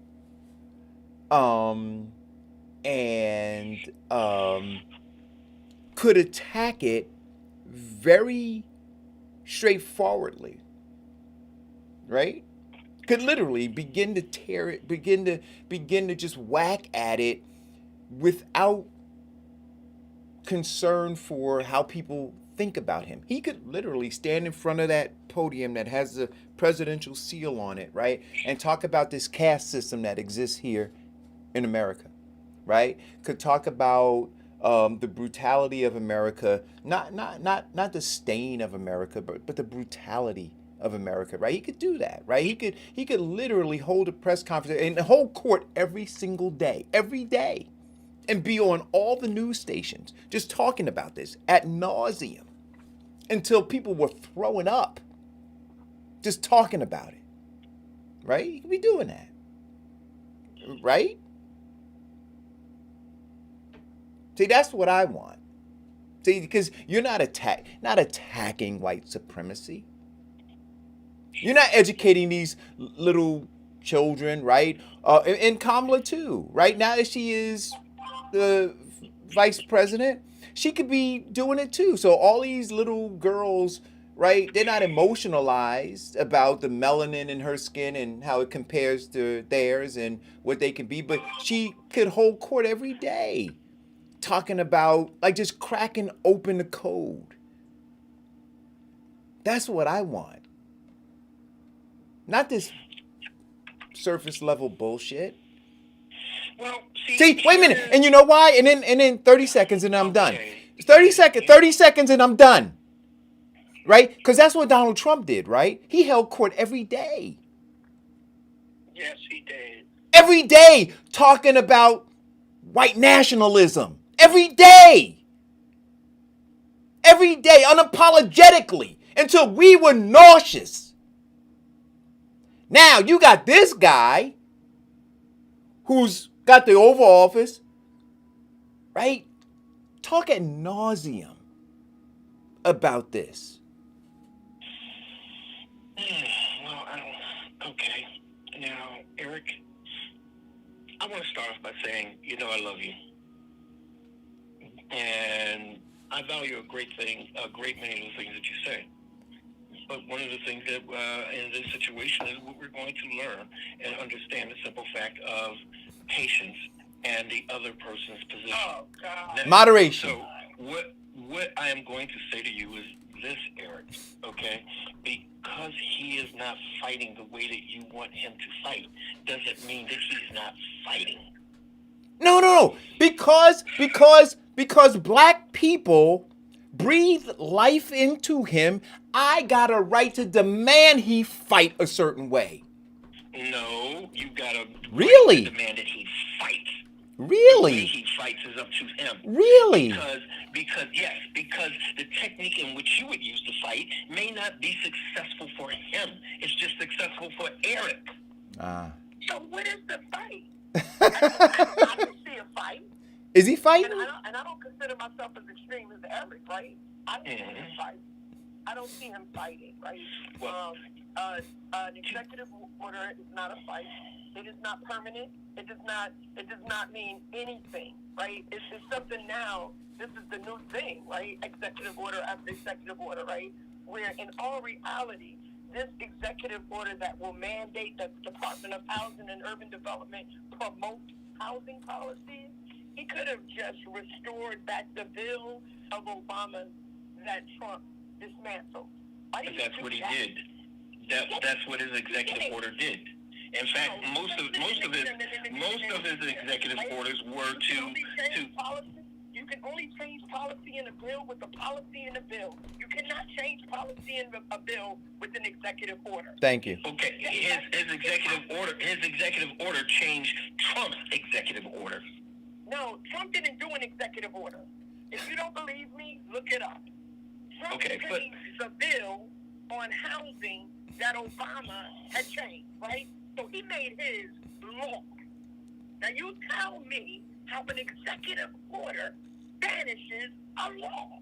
Because anyone could come in, if he dies tomorrow, Biden, if he dies and someone else comes into office, they could change that executive order. Outlawing his executive order. You know that, right? So what I'm saying to you, again, I'll say this to you, until he starts putting policies and laws into action that changes the circumstances, he's not doing anything.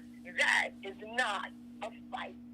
Putting Harriet Tubman on a dollar bill does not change the circumstance of people who don't even get to see $20 bills.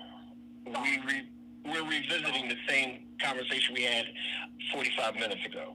It doesn't matter, right? Because you're still stuck on the conversation that you had 3 months ago. So I'm just trying to bring you up to par in this conversation, right? To keep saying over and over again that these are breaks and we are building and this is something and this is a start. It's not a start.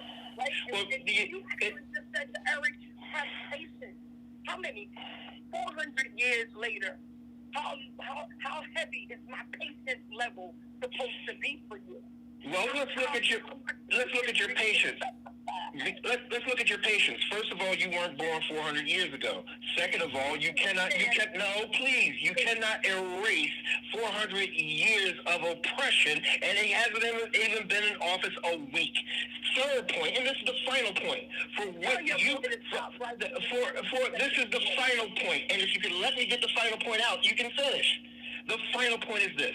What you call nothing and what he did with his executive office, what you want to minimize and what he just did with these executive orders, a lot of white people consider it a great deal of moving forward, a great deal of regression and stopping their white supremacy and power. And a lot of black people who feels like this is moving the needle towards getting us to our living a better life.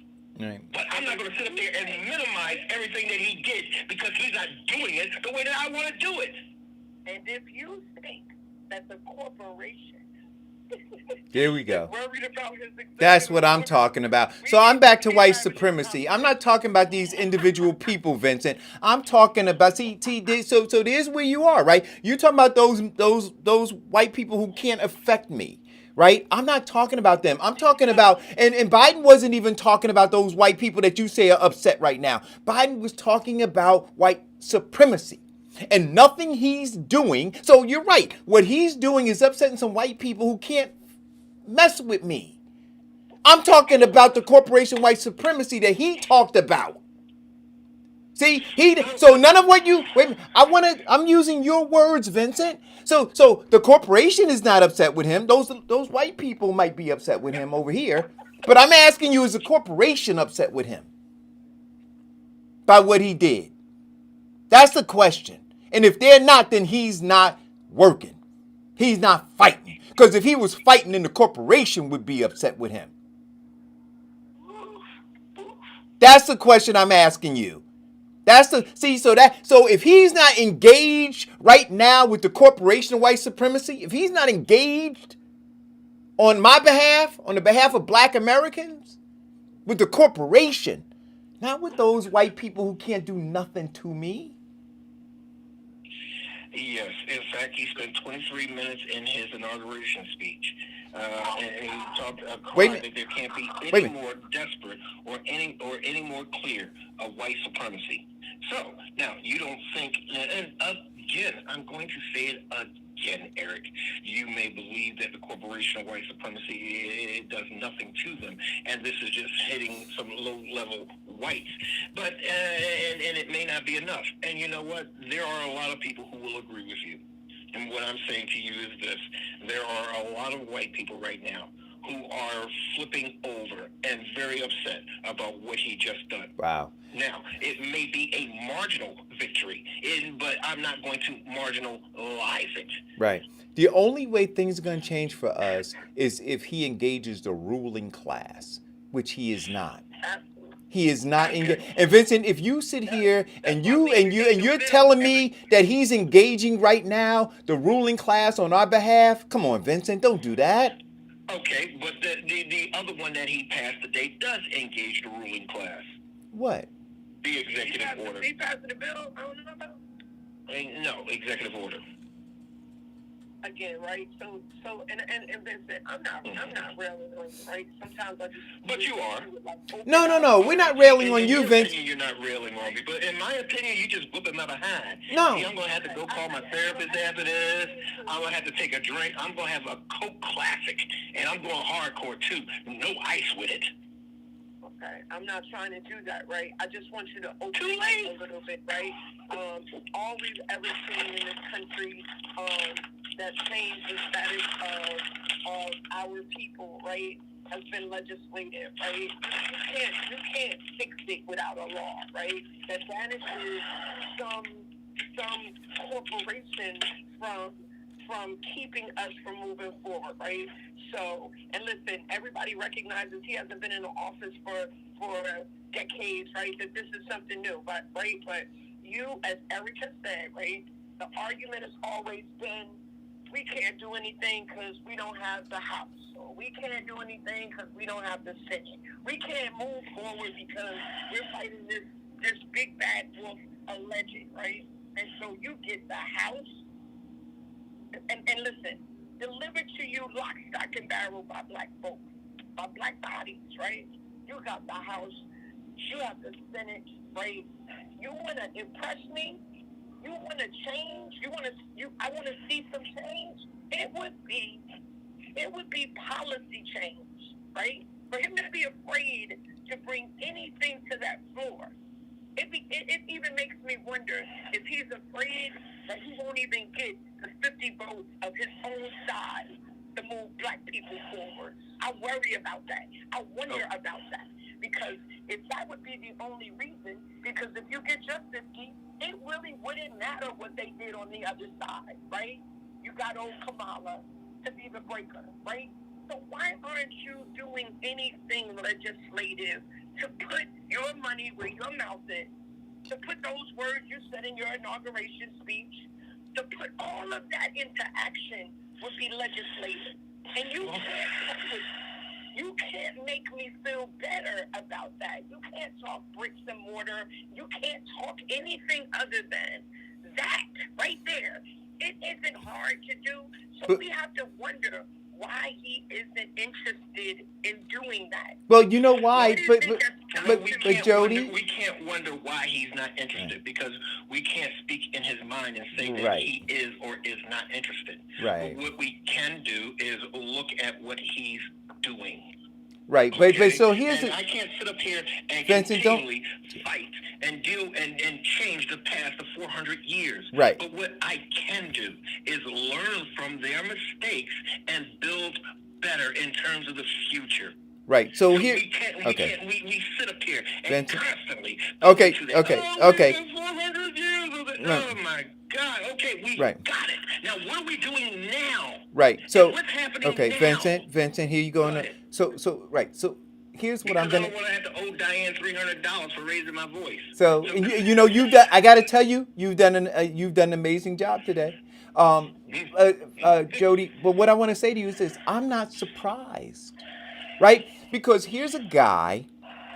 He understands America. He knows, right?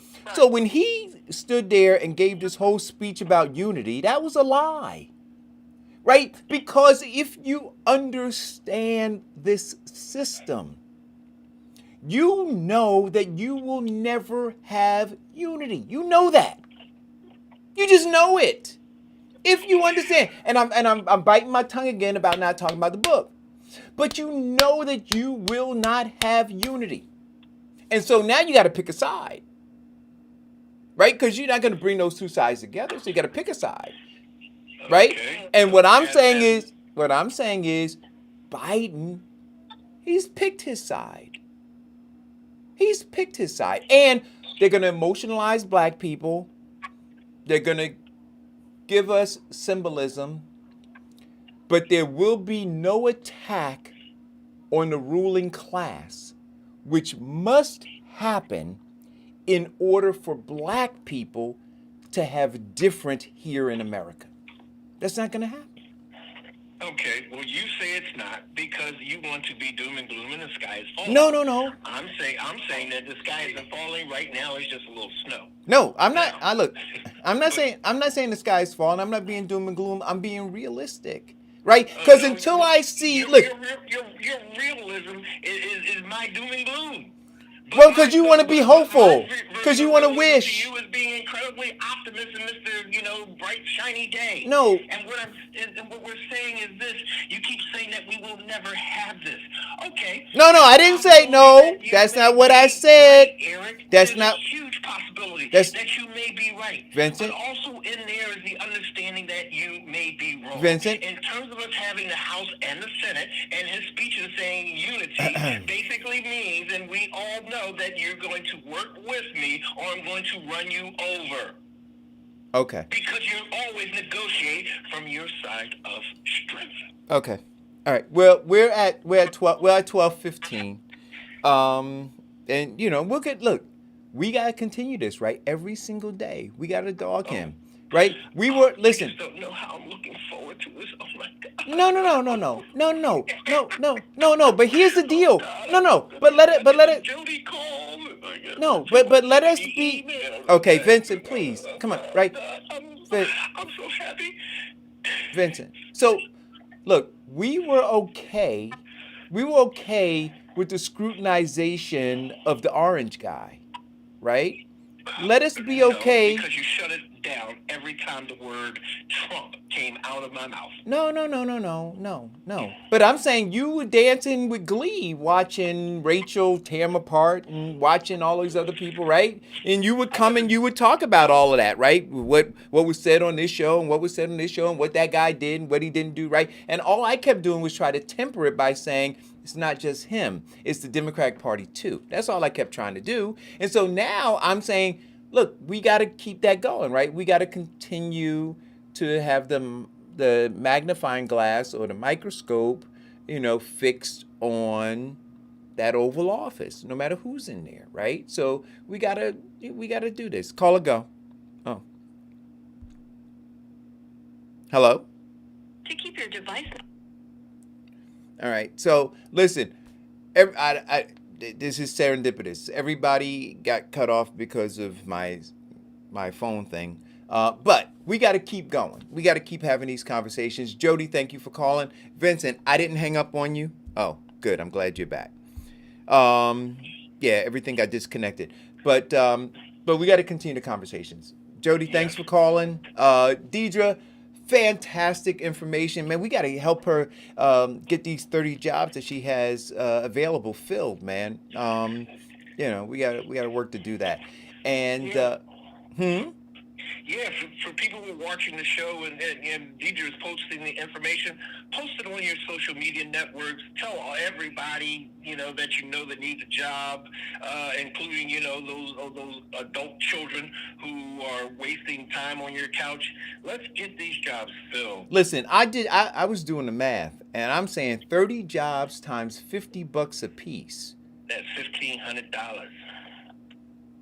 Oh, I'm gonna go get that money. That's what I'm talking about. That's $1,500. That's a mortgage payment. Hey guys, they said it was gonna start snowing at 11 o'clock. I don't know if it's snowing yet, but I'm getting ready to go make me a cup of hot chocolate, and I'm gonna relax for the rest of the day. Thank you guys for tuning in. Oh, can I say one more thing, Vincent? I mean, we don't have. No. This is really important. This is really important. So maybe we take 5 more minutes. I was in a thread. There's an article circulating now that 10 people in Germany died because of COVID-19, because of the virus, right? The new strand. No, because of the virus. I mean, because of the vaccine. I'm sorry. That they died because they took the vaccine. And so what the person did was they took a screenshot of the headline and the photograph, and they posted on their page. They didn't see, and so this is where the dishonesty comes. They didn't take the link to the article, right? They took a screenshot and they posted it, and then people started commenting like, "Oh my God, see, that's not why I'm going to take it." And then, thank goodness, somebody within there said, I did some research, and this is what the article actually says. So I went further and posted the article that they took the screenshot from, and those people were between, I think, mid to late 70s to early 90s that took the vaccine, and they were critically ill before they took the vaccine. Right? So, but this is what I'm saying, guys. Be very careful. People are just, I mean, and I don't know who that person was, whose page it was, but people are being paid a lot of money to misinform you. They're being paid a lot of money. They're being recruited to misinform you. So be very, very careful, guys. I just wanted to say that. As Jody would say, the insidious nature of mankind can really bring about a great deal of negativity and confusion and leading people to their death. Yeah. All right. So with that, have a great day. Stay home. Stay off the road if you don't have to. They said 1 to 3 inches of snow, and when there's that little bit of snow, it can be really treacherous out there. Stay blessed. I'm off tomorrow, right? So we won't be doing the show. And then Thursday we'll be doing this show, and then we'll be doing What You Gotta Say. All right. If it's God's will, we'll see everybody on Thursday. Be blessed. Be safe. Wash your hands. Diane, we miss you. Yes, we did. And I didn't even get a text from her. Oh, no. Maybe I did. Did I? I don't know. But I'll find out what she's up to. All right. Stay blessed. Talk to you soon.